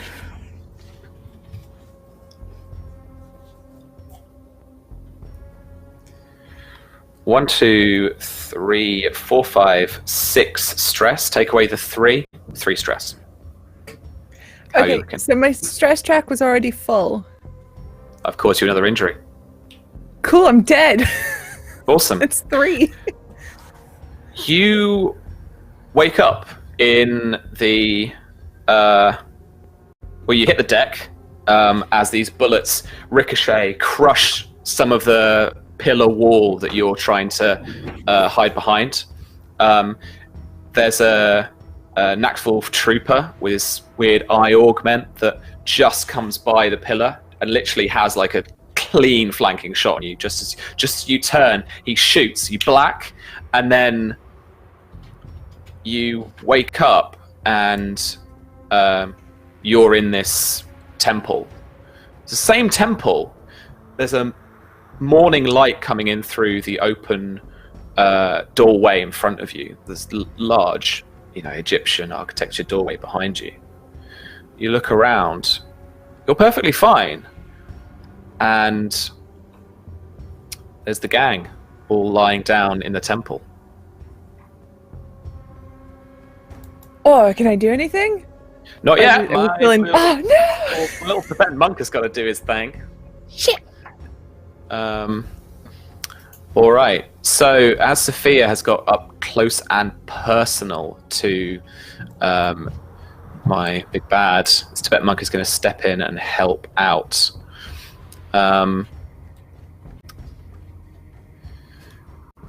He's gonna. He holds out his hand, concentrating and uttering some unfathomable language that you heard Constance speak when she was inside, when she was creating the ritual to evoke Yog Sothoth. Sam, hello. if he's casting a spell, he did a counter spell before combat began. He can't do a spell on his next turn once you've cast counter spell. I'm sorry. I don't like you anymore. It's my sister. All right, well, he's going to smack you in the face then. Oh. Okay. I'll roll this. Oh, hello. That's great. you fried it. This is a opposed test, isn't it? So, Shauna, if you can roll for me agility and fighting. Okay. Difficulty 1. All right. I do have 2 successes, but a complication. Okay. Well, you know what? I have fortune points. Let's use that fortune point. Okay. You lie. So roll me the other d20, and you need to get a success on this to beat him. Come on. Ooh, no. Okay. As the active character, I will break the tie, and then we'll resolve the complication after. I am going to smack you with a couple of challenge dice. Take 2 stress. Okay. There we go. Was your stress track already full? From the injuries, yeah. Okay. How many injuries is that? Like, he smacks you in the face. That's the 3rd injury, right? Yeah. Oh, that makes sense. Yeah. Okay. Good. As he smacks you square in the eye socket, you black out for a moment, and then Elsie, Sophia begins to stir. And Sophia, as you turn, you can see the temple ceiling in front of you, with morning light coming in the doorway. Whether you've been out for hours and the Germans have left, you're not sure. But you're alive.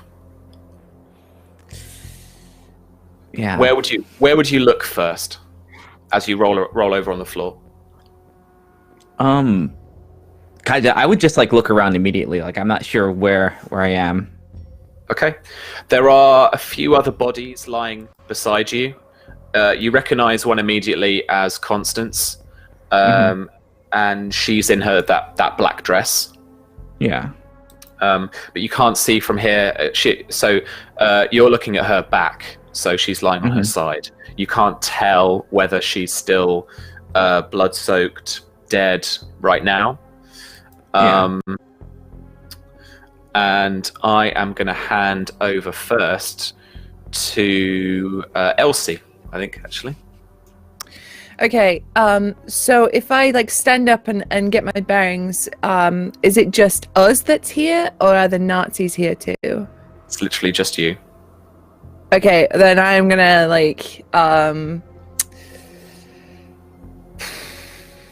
who am I gonna wake up first?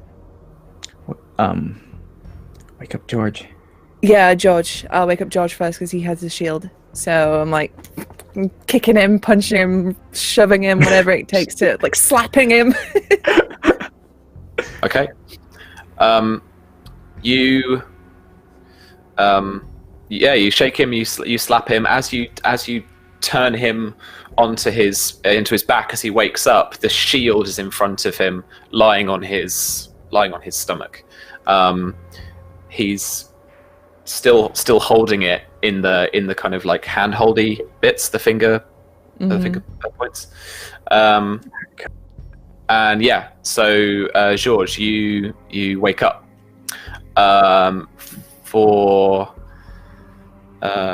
Captain's a bit preoccupied, I think, with the cover, and Constance isn't really in line of sight to see.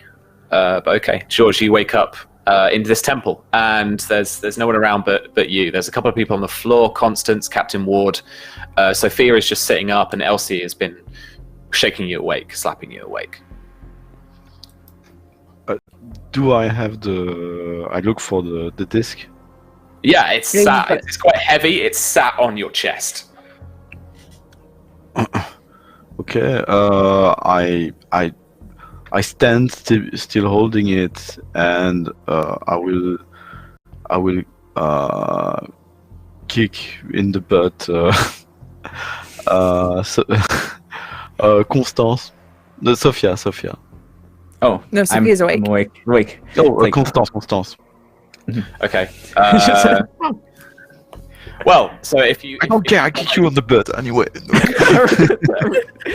Rude. Elsie, if you wanted to hand back over to, if you wanted to hand over to George, then that's a couple of threat, just to, because it's to keep the initiative thing. I'm still making it in the turns and rounds. So Pruitt's been hatching this very good grenade plan. I know. And I want him to have his grenade plan moment. Just Okay. as one player to another, to let you have that cool moment. I want to give it Let to him do Pruitt. it. Yeah. It's suboptimal, but It's not metagaming. It's sharing the agency. It's having a shared it's the narrative. fun.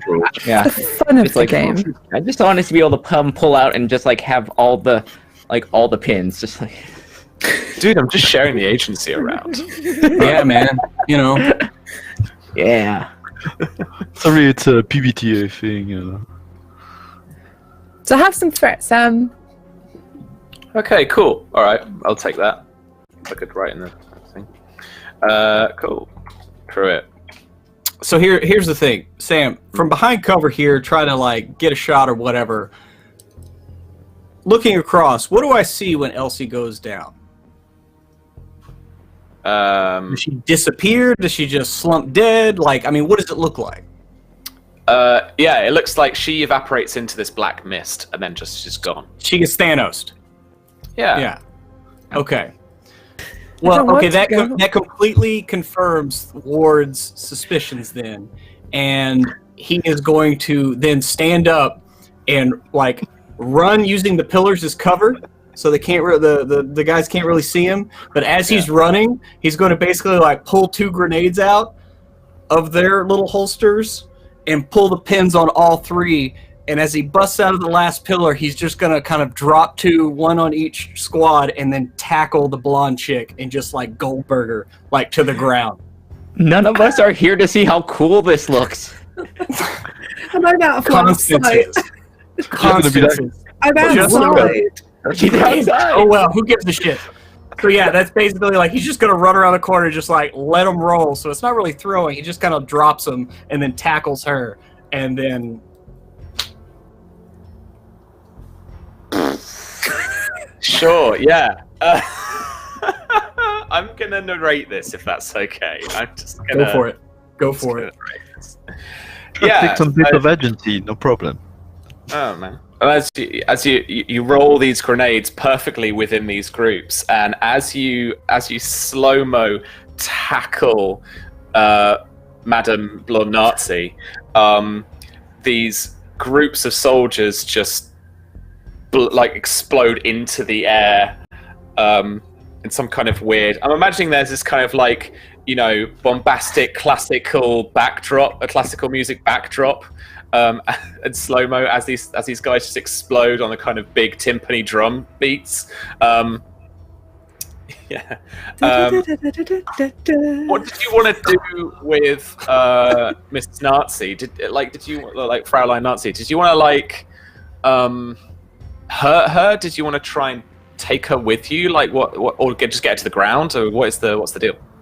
Well, no. I have 3 grenades in my belt, so I only pulled the pin and You just left pulled it in the my. Yeah, I pulled the pin Oh, and sorry, tackled her while tossing Right, the other two, so that there should be a nice chorus of. Yeah. All right. So we go off last. Yeah. Okay. So none of these squads are exploding. It's all 3 on your belt. No. Oh. I'm so confused. No. I pulled the pin on all Very 3. technical now. Right. Yeah, but But got I the handle. pulled 2 out and dropped them on one on each squad, and I left one in the pouch, Okay. so that when I tackle her, there's a grenade in between us. Because I don't like being right up against a Nazi. I like at least a grenade between us. And so, roll the challenge dice for me. how many do you want me to roll on that? Since I didn't actually. What's the grenades? I think your grenade is 6. Is this a GP grenade or a Mills bomb? It doesn't matter. They're both 6. 6. So that's 3, Oh my God. and that's 3. 1, 2, 3, 4, 5, 6. So you take 6 stress. I'm dead. Cool. And you wake up in this empty temple with 3 of your mates, 3 of the other agents, kind of waking up. George has still got the thing, the shield thing. Constance is. You're actually, I'm imagining, next to Constance, but on her front side. You can see her front side as she's laying on it on her side. And she is perfectly fine, like chest-wise. There's no like gaping open wound or anything like that. There's no blood stained. There are kind of flecks of blood from the ritual that brought you guys here, but you know, she's not covered in it, and she's not injured herself. Or I wake with a start, and I'm like, "Did y'all see that?" No. Oh. Never mind. And he looks down. Does he still have his grenades? No. Oh. Interesting. I love it. Picture of man pulling 3 pins on grenades. Yes. Okay.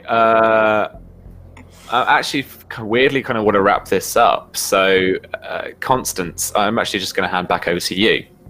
Okay. We can do kind of like sister and Constance, like resolving this scene. So yeah, she's on the steps and she's been like trying to get to back inside the temple with this furore, with this like weird precise rage that you've not seen in anyone that has any kind of sound mind. I'm imagining that Constance runs up behind her and tries to pull her to her feet, and kind of like, you know, when you wrap your arms around someone like you're holding them back. Mm-hmm. Does Constance see now that the inside of the temple is basically empty? It's full of Nazis. It's full of Nazis, but I can't see anyone else. No.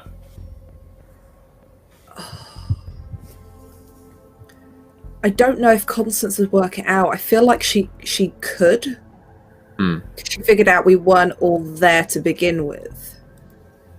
Can you roll for it?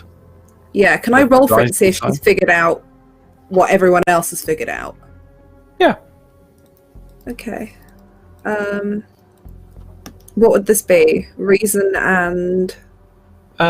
You can use reason or you can use insight, and this would be instincts, I think, so observation.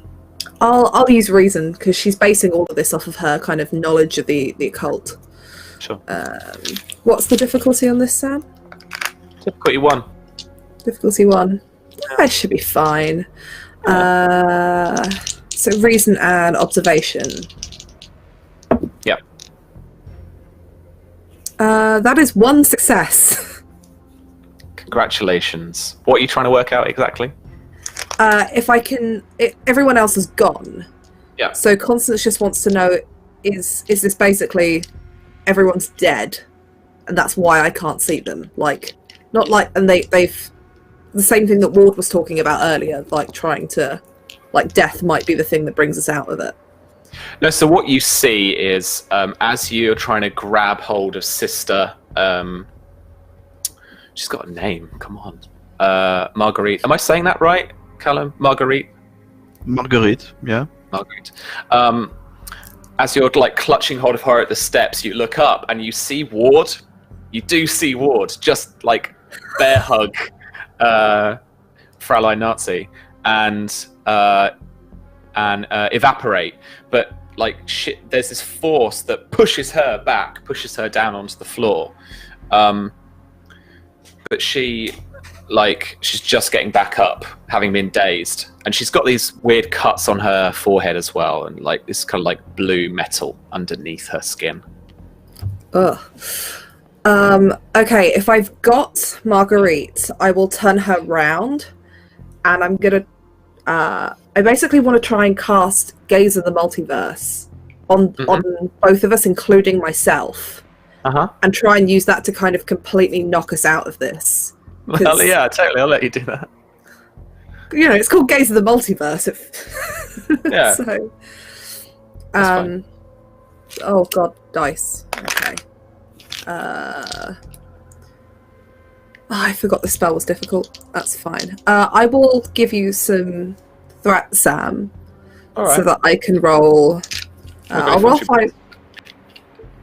Oh, actually, yeah, I do. I have 1 left. I will use a fortune point then to make a crit success. Mm-hmm. And then I'll just roll my 2d20. Well, you're 1d20. 1d20. Unless you want to buy another dice just for like 1 threat or something. Yeah, I'll do that. Just be safe. I think that's fine. Yeah, that's 3 successes, which is the difficulty of my spell. Sweet. Roll some challenge dice. Roll some challenge dice. Oh, I have a thing. Sorry, it's that new... when I cast a spell, I can increase the power by +2. Mm-hmm. Each of my allies within close range suffers 1 mental stress for each effect I roll on the spell's cost. So that will do extra damage to her as well. I'm assuming she's kind of an ally right now, because I don't consider her an enemy. It's such a bizarre case. You're going to have to talk to Nathan about this. Because, like, well, it's another thing as well. Like, you have no allies around. So what happens to the spell? Like, you could kind of meta it, couldn't you? So you don't have to have any allies around, and the spell increases. Well, it's allies in close range. So if you haven't got allies in, I guess it's a thing of like if they get too close to you. Like, I'll include you, because that's fine. But not her. She's not an ally. Even if I don't consider her an enemy. It's not about perspective. This your truth is my truth and the truth. Okay, so this is... She's a fucking Nazi. Yeah, but she's also a bit crazy. Hold on, I need 2 more dice. 2 more. Okay. That's a lot of dice. 2, 4, 5, 6, 7, 8, 9, 10, 11, 12, and 2 effects. So that's... Oh god, where is... So that's 12 mental stress with the stun effect. Mm-hmm. Plus... I suffer 1 mental stress for each effect I roll, so that's 2. Pay the cost. That's... Yeah. Well, I mean, I'm pretty sure if I was casting this on myself as well, to cause damage to myself, that'll probably put me out, but... So that'll be... 5. That was a lucky roll. Only 2 from that, but I still take 2 injuries from that in total. All right. I'm gonna say that's enough to wake you up. So yeah, you, your last little bit of vision, and it because because you're attuned to the multiverse thing, and you're casting this within the kind of dreamscape that you're in, it's actually that the world around you seems to dissolve, and for a moment there's just you and Marguerite falling through an endless void, her just above you in that kind of slow motion tumble down, a bit like Get Out when he's tumbling down the thing. Yeah. And you're falling through this ever infinite expanse of darkness as she then evaporates into what you can't perceive as black mist, but evaporates into darkness. And then you open your eyes again and awake in this temple with no one around apart from your friends. The first thing that Constance will do as she opens her eyes is immediately stretch out to try and see if Marguerite is there, which I'm guessing she's not. You grab hold of Sophia, who is standing over you. It takes me a second to blink and adjust to the light, and then I will just get up and just hug Sophia. And then after that we'll immediately just put a hand across her chest and be see if I have a heartbeat. Yeah, your chest is fine. You have a heartbeat. She'll probably just cry out of joy. Her sister is here. She has a heartbeat. Everything is better. Okay. Yeah. In the morning sun of southern Egypt, in this temple, you guys are all fine. Clear out your stress. Clear out any injuries from the fight. Constance, clear away the... Actually, in terms of your heavy heart truth, I would like you to see if you can avoid a scar. I would like you to roll for me will and resilience. Discipline focus will apply. I'd like you to make this difficulty 2 roll. Okay. I'll just roll 2 dice and... sorry, was it will or... Will and resilience, yeah. This is avoiding a mental scar. I rolled an 11 and a 13. Good work. All right. Nice. Cool. So yeah, you guys are awake in this temple. What would you like to do? I still got a wound from the ritual, right? Yes. Ward begins, basically, now that he sees everybody's awake, he begins checking exits, looking around this general area, checking his own wounds. He looks down at his arm. Is it scarred up? It is.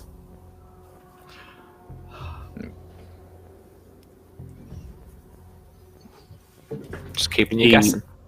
He doesn't like that. But then he checks his body and it's and just kind of shakes it away and kind of puts it out of his mind. But goes back to checking around this general temple to see if he can hear or see anything. Securing the perimeter. Sure. Inside? I would help with that. Okay. You're looking inside rather than outside? Because perimeter kind of means, to me at least, heading outside and heading around that way. I thought we were in the temple. You are, yeah. So, you just want to patrol inside. You just want to check the actual, checking your corners, checking the behind the pillars. And all that Yeah. I don't want to go outside the temple. I want to check. I just want to check inside the temple. Just make sure we're secure. No, that's fine. The rock here, this kind of the sandstone architecture, seems a lot older than the temple that you were in the dreamscape. It's such a shame. I've never been to Egypt, so I can't really kind of properly explain. But yeah, it's a lot more crumbly. The pillars themselves actually look a lot more antiquated, a lot more weathered. And eroded. Graffiti. Yeah. Unfortunately, there's someone's got like a little bit of paint in and like written something out in I would guess Arabic. Yeah. But there's no one else in here besides yourselves. There is, however, still the statue. This strangely posed statue to Osiris with its hands out front. But otherwise, it's just yourselves. And there's no sort of like battle damage in here. So like the pillars where we all got shot up or anything, there's no bullet wounds or anything like that. None of that carried over. No bullet holes, no clear kind of chips away because of bullet impacts or anything. It's just it's what you'd expect to be erosion from centuries of being here. Yeah. Well, I think we're back in the right place. And we have the thing, right? We have the shield, right? Yeah. George is holding it, but he's weeping and crying. He's making quite a bit of noise and saying the name Margaret and etc. I'll go over to George and just be like, I'm your sister. I managed to get her to come back through whatever veil that was with me, but no, she didn't enter with us, so I don't think she could appear with us. But as far as I know, she's alive. Speaking of that, though, we should probably find out where they are. They know we're here. They know we're here. We have to move. Yeah. Do we need to do anything else here? Got the shield thing. Yeah, Disc the shield. thing. For all we know, we could be in the middle of we could be hundreds of miles from anywhere. What time of day is this? Morning. Morning? It's a good time. I think George's gonna let out a big scream. I don't know if you allow it in terms of the trait you've given me, Sam. He's gonna throw the shield, like against the wall, far away. No, not to break it, but like he's just rejecting it completely and throwing it in the corner of the room, desperate, and then fall to the ground and continue crying. Yeah, absolutely. That's fine. It clangs along the walls, reverberates around the temple as George screams. That reverberates and echoes too. Yeah, I think Sophia's gonna just kind of go over there and kind of just reassure him, just kind of like have a person there just to like wait until he kind of calms down a little bit until we're ready to go. Yeah, and Ward is going to go over to where the shield landed and maybe like take off his overshirt kind of and put it over it because he saw how George reacted to it, and George's been acting a little off since Italy, but As he do? As he? I mean, only to the untrained eye. So I'm going to pick it up with the shirt, so I'm not physically touching it because I don't trust any of this shit. And at least like bring it back over with the group and secure it. But yeah, we need to at least try to get our bearings. Sophia, can you know, how much do you know about Egypt? Can you tell where we are just by the ruins we're in? No? Can I, from context clues where we are, can I make a roll, figure out where? Yeah, absolutely. Maybe look at maps and see if that corresponds with anything. Yeah. So, whilst I find this, give me a second. I'm going to make this difficulty 0 test for you, so you can ask some more questions as well if you get some successes. This will be reason and academia with a history focus. Ah. All right. Cool. I just do got to it. find the page.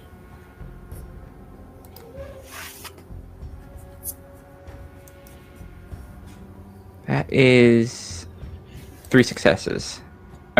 Yep, 3 successes. Okay, cool. So this is near Amana, which lies approximately 190 miles. No, sorry. Yeah, so you're close to Amana, which lies about 190 miles south of Cairo. Okay. So you're quite a way down the country, kind of probably towards more of the center of the country.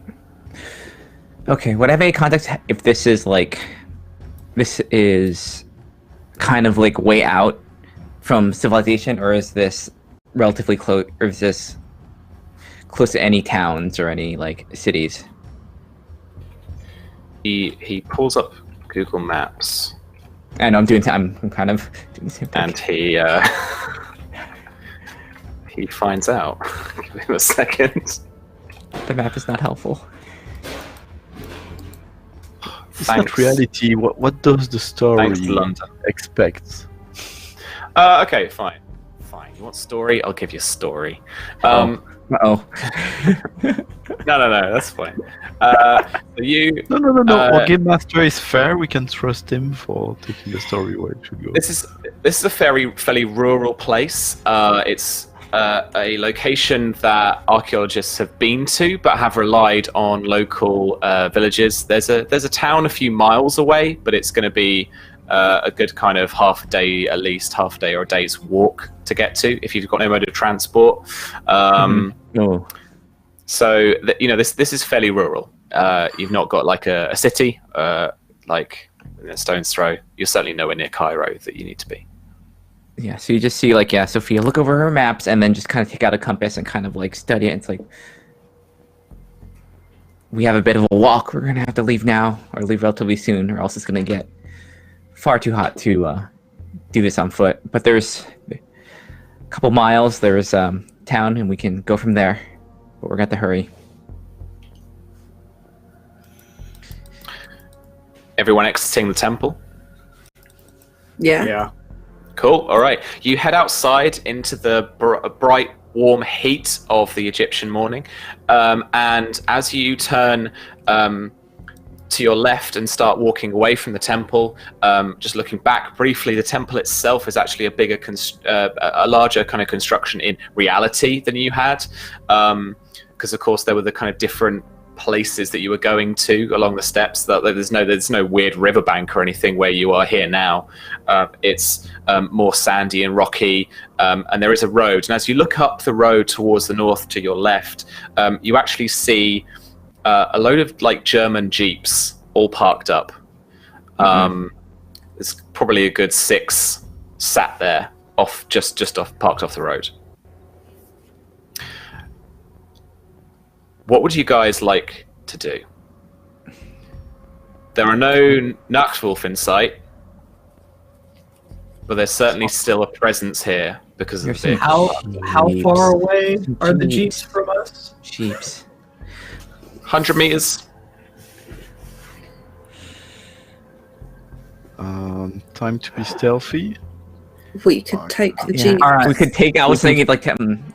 Let's be stealthy. Let's get a jeep, Where? and let's Yeah. shoot the other tires as soon as we leave. Let's do it. But wait a second. So we didn't see anyone, did we? Do we see Nightwolf people? You don't see any Nachtwolf people here, no. Okay, so should we be stealthy, sabotage a couple of the cars, and then steal one of the cars? Or should Well, let's we... also take any supplies they have. Presumably, they have food and water as well. Yeah, we can get further Yeah. away from the. We can get further away from the temple on vehicle. Okay, so should I go and try to sabotage the... I'm not even sure I would do that. Well, I can... Constance has the dagger, right? You just slit tires. Who's Yeah. got the dagger? I have a Awesome. dagger too. Yeah, I have a ritual dagger. I'm assuming that I got that back when we came out of the weird. Elsie's got a Thank you. trench knife, haven't you? Oh yeah, I do. Yeah. Yeah, you got that. Yeah, you got a gigantic Probably knife. Yeah. I mean, I have my bayonet also. Yeah. From, And Telly can chew on some tires. I think we should Yeah. all stay together though. Like, for better or for worse, we need to try to get there as fast as possible. Mm-hmm. Cut as many tires as possible and get out. Cool. Let's just go together then, because there's no one here at all, is there? They're just No. kind Well, of not that we know of. Yeah. All right. Not that we know of. Here's what I'd like. I want someone to lead the task. I don't mind what attribute or skill you want. Skill you want to use. The stealthy guy.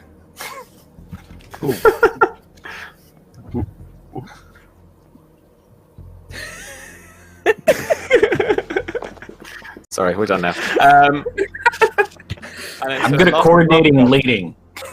Okay. So, last roll of the night, I want someone to lead the task for me. I want the people who are actually doing some more stabbing and chewing and whatever the tires to assist. This is going to be difficulty 3 to do it in time. I'll let success at cost here. The cost will be being found. And right before we go, Ward's gonna go up to George like, listen, I know you're stressed out. I know you're thinking about your sister. But we're gonna find her. We're gonna get out of here. We're gonna survive this. I'm gonna give you a fortune point.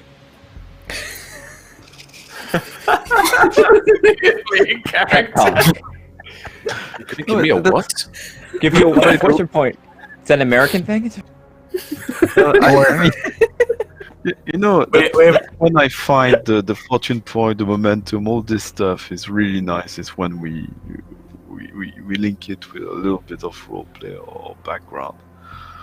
And yeah, I nod my head, say, yeah, it's okay. I lost other people. I've been through stuff. I got this. Can I use been hit before the Grand Maison Yeah. resistance to lower? Yep. Yeah, so it's 2 successes. Yep. And I And you got got some one. people assisting too. Sorry. You got people assisting too, and you've got the fortune point. Why don't you just roll that second dice for me and don't get a 20? Okay.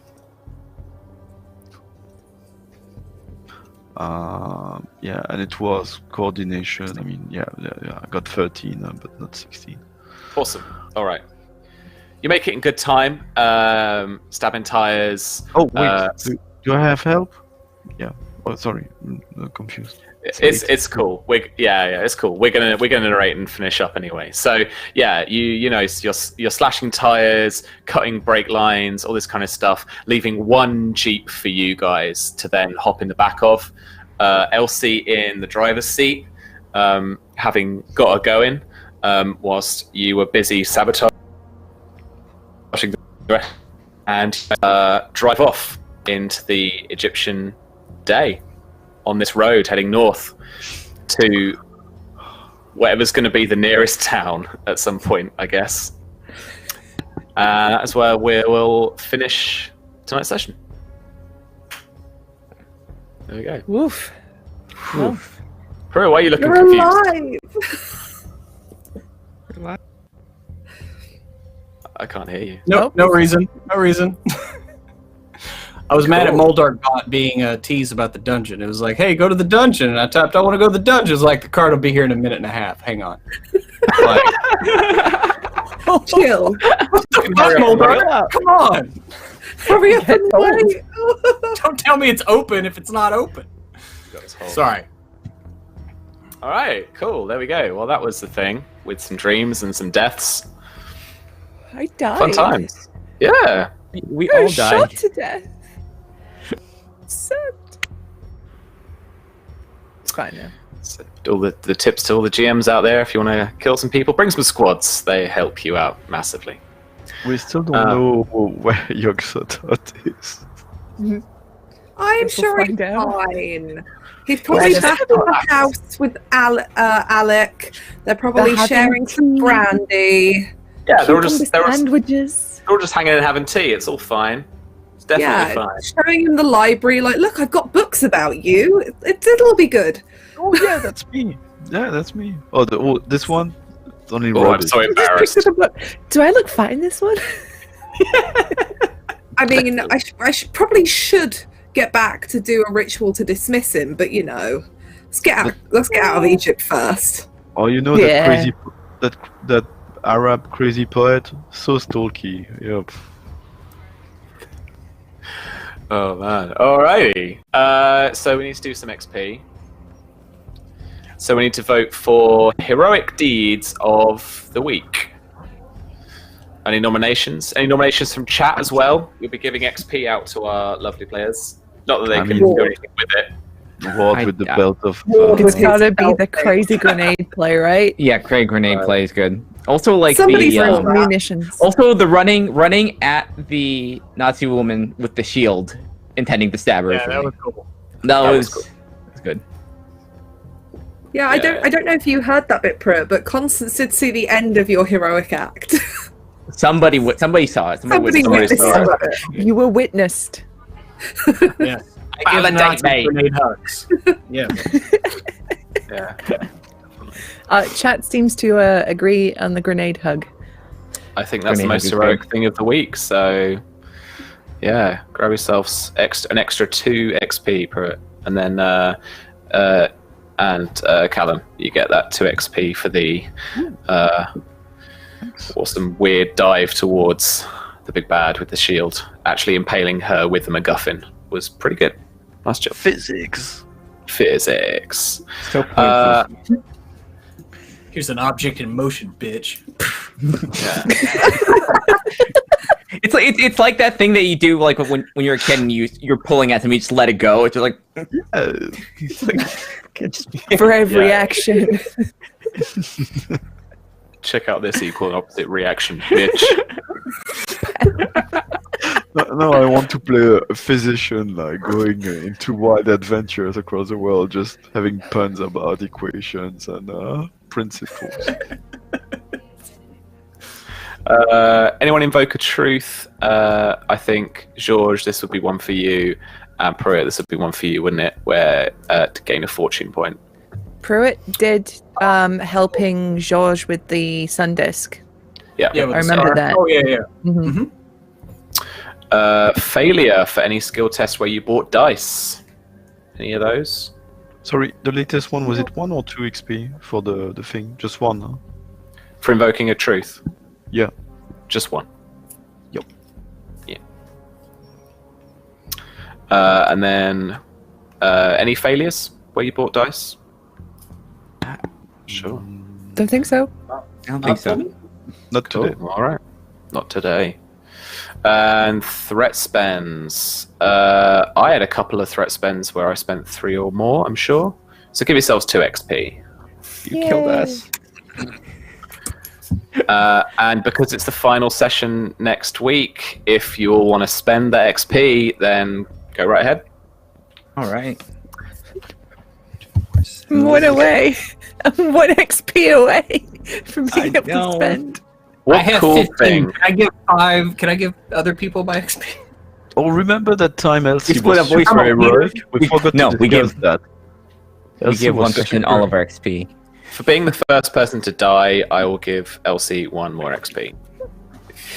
I have gotten 'Cause so we much weren't- pity XP in this campaign, but I do not mean- give a shit. We weren't sure what happened when you die in the dream, so that's good. We weren't.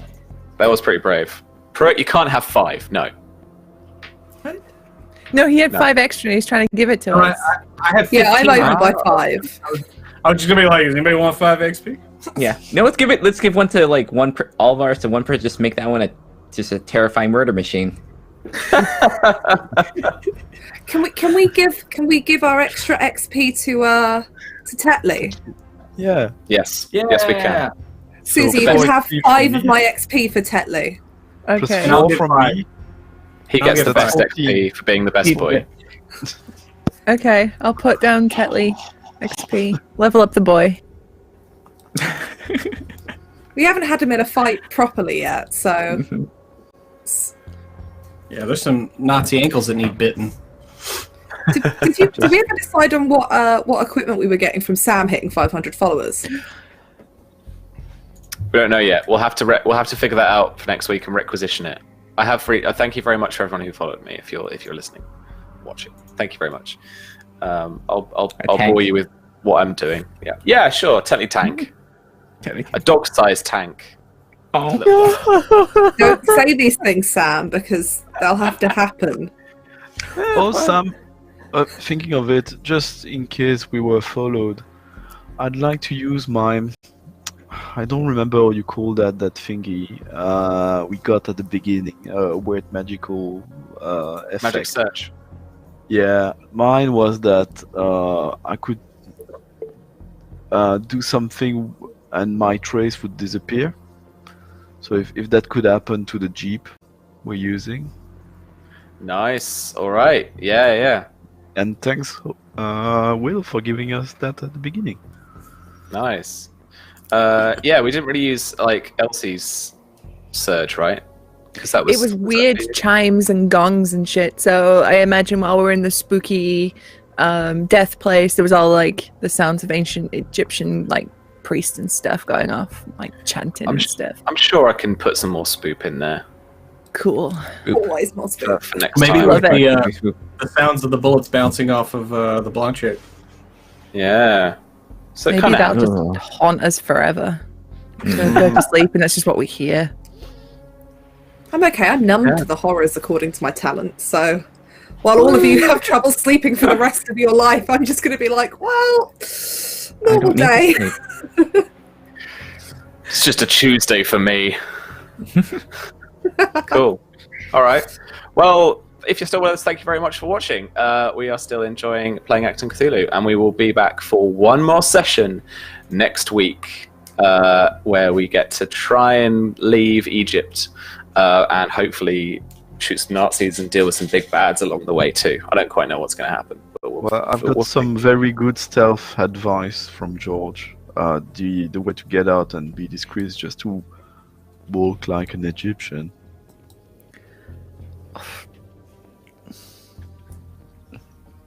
No one. Don't give him the satisfaction. Don't give him the satisfaction. All right, let's go around and have a little chat about what you enjoyed, what you didn't enjoy. Pruitt, did you enjoy that joke? Did you not enjoy that joke? Are we still okay, buddy? I'm good. I've made my fair share of jokes in my time, so I'll recover. My heart will go on, and so this has been awesome. That was a great session. There's nothing like giving a grenade hug to a Nazi while dropping off a little something to some more Nazis, and so that's grenade. Yeah, I get to check that off the bucket loose, huh? It's the only kind of hug you should give a Nazi. Exactly. But yeah, I get to check that off the bucket list, so that was great. But yeah, I look forward to this next week, last episode. We got to figure out what's going on and how to get the hell out of here with our tails intact. So until then, I am Pruitt, one half of WebDM. You can check our videos out on Wednesday on YouTube, where we do DM advice and tabletop gaming advice videos. We have games on Tuesday, Thursday, and Sunday. And check out Tales from the Grim on Sunday for a little Highlander action. I don't think I'll be there this week, but it's still a fun story, so you should check it out. And but until next week, have fun out there. Is there only one yet on your Highlander game? No, but we did have our first casualty to PvP action this last week, and it was my character's love interest. So he doesn't know who did it yet, but once he does, he will go mad with anger, and furious vengeance will be exacted post haste. Juicy. Mm-hmm. All right, thank you very much, sir. And Virginia, I'm glad that we managed to sort out your technical issues. I figured it out now, so it's all okay. Give people a proper rundown of who you are, where we can find you, what you're doing, and what you had for dinner. I don't know. Stuff. I haven't had dinner yet. Oh, God. Hi. I napped for a bit, so before coming on stream. But hi, I am Virginia. You can find me at Tabletop Horde on Twitter, where I occasionally post and talk about RPGs. I work at Modifius with Sam, so I also get to have fun making RPGs and reading them most days of the week. I'm also on another stream tomorrow, super early in the morning my time, but that's over for Scraticus Academy, so that's twitch.tv/Scraticus, and I am on at 4 a.m. EST, which is 9 a.m. GMT, raising money for the NPC Brie GoFundMe. I'm running Star Trek Adventures, and the episode title is called A Tribble Bit of Trouble, so it's going to be some fun, wacky 60s Trek, and probably a very half asleep, tired Virginia. But it'll be fine, because nothing can ever go wrong with Tribbles. Ever. But yeah, if you're around and you can come and catch that, please do. It is a 24-hour stream, so you can jump on whenever and see what's going on. But it'd be really awesome. It's raising money for a really good cause. Other than that, you can also find me at the Roleplay Haven, which is a role-playing game club, but we also raise money for charity too, so we can, game and feel good about it at the same time. But that's pretty much it. There's other stuff I have going on that hopefully will come to light in coming months. But yeah, Doesn't sound ominous at all. Sorry, I didn't hear any. I'm definitely not planning a ritual to Yog-Sothoth in real life. That's not a thing. Nobody should be worried. I don't know. Be a great launch party for Achtung. I mean, Invite what the do other they- gods. Note to self: don't go I promise- to Modifius offices ever again. I promised no real magic on stream. I said nothing about off stream, Sam. all right, cool. Susie, you planning any rituals? No, but so Cool. long as you keep Yog-Sothoth below Norwich, just stay down that way, stay in London, leave the north alone. It's already bad enough. We don't need old ones up here. It's shit. Just leave him down south. We'll be golden. Susie, I'm not messing with the North. I know better than that. North I remembers. remember. There's too much meta in this. For real though, I've had these fuckers in the Discord for the Game of Thrones been like, you know nothing, and I'm like, I hate you so much. It's okay, but Susie. yeah. We were there. This will all make sense at some point soon. But yeah, I've had a lot of fun today. Hey, did you know that was the second time ever I've had a character die in a game ever? Didn't really die. She died though. Didn't Did really. she? Really die. So yeah. Anyway, it was very, very fun today. I enjoyed it a lot. Thank you very much, Sam. Thank you very much, everybody, for playing. Thank you, everybody, for watching. But yes, I am Susie, otherwise known as Susanna Grace. I am a variety streamer who does video games, art streams, and tabletop RPGs. You can find me Monday, Tuesday, Wednesday, I know the days of the week, on my channel. Thursday, Fridays, you can find me here on Encounter Roleplay. And on Sundays, you can find me on WebDM, where I play a vampire in the 80s in the Cypher System game, The Lost Girls, which is back with a proper episode this week, so you should tune in for that. Beyond that, I have a pinned tweet, which tells you where I am, what I'm doing, and all that stuff on my Twitter, so you should go check it out. Awesome. Thank you very much. Shauna. Oh, that was awesome. Also, any fight you die and walk away from, it's good. It's handy. It's just because I have never had a character die in a game, Ooh. so there's still one more episode left. So that was I just taunted the DM with that. So Millennials. Come on, people. We gotta play more games.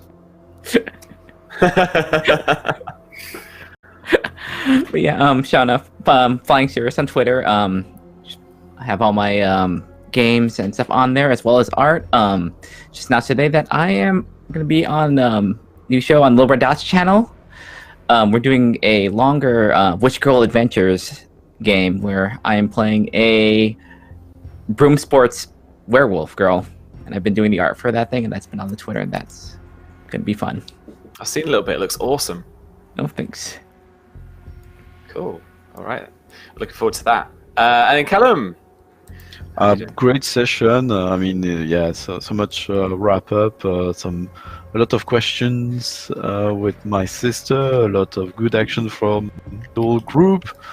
The thing I didn't like about this episode is that it's the second to last. You said until the war is over. It just barely started. Right. Anyway, my dinner was underwhelming. My lunch was great. I took a takeaway from Kim's across Fenchurch Street Station. I recommend it if you're in London. I am Callum from the Rollis podcast. I recommend to check out an episode I recorded a while ago with the RPG Academy called Film Studies about Delicatessen. I reedited it recently for a submission for the Ennies, and I'm quite proud of this episode, and I hope it will perform, but go check it out. And please go check my show and leave me reviews on iTunes. I've got so few reviews on iTunes. Please go write reviews for me, please, so I can read it on the next episode, which will feature Virginia. Nice. Yeah, definitely check it out. Cool. All right. Well, I am Sam. As Virginia pointed out, I work at Modifius, and I'm also one half of Black Cats Gaming. Under Black Cats Gaming, we're going to be kickstarting this year and publishing a 5e powered spy game, literally called The Spy Game. So it's everything action and espionage. If you want to check that out, we are playtesting that on my channel, RPG Webby, on Sundays. It is 4 p.m. BST, which is, I think, 11 Eastern. We're going to be trying that just for a couple hours. Just pop by, have a look. We're going to be testing out this week. I'm actually going to ask the guys to disregard their previous characters and create some new ones, because I want to try some other classes out. So we'll see how that goes. And then we're also planning, that's going to appear on my channel from the 25th of April, a Game of Thrones or Song of Ice and Fire RPG. It's the one that's published by Green Ronin Publishing and is genuinely my favorite role-playing game. Also, I'm a massive Game of Thrones nerd, so as these guys will attest. This week we did house creation and we've been doing character creation, and it's the zaniest bunch of people I have ever been involved with in terms of a game. The most creative, energetic bunch of people.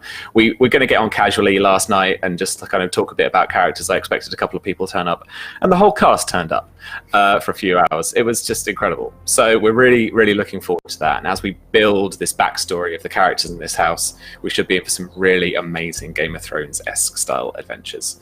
Aside from that, we're still doing a little bit of the beta for Achtung, Cthulhu, so if you want to get involved with that, then you can always join at AC2D20 beta is the kind of suffix URL thing. I've posted that in chat for you as well. If you've seen something cool that you love on the part of the game, or if you've seen something you're not sure about, or if you think you can improve on, we'd love to hear from you. You can always reach out to us on Twitter, at Modifius, at RPG Webby, at Tabletop Horde as well. And we'd love to hear from you. So yeah, you can catch this one last time, 5 p.m. Eastern next Friday, and you can always watch back on YouTube or video on demand here as well on the channel. Thank you very much, everybody, for watching, and we'll see you for the final episode next week. Bye-bye, my friends. See you all later.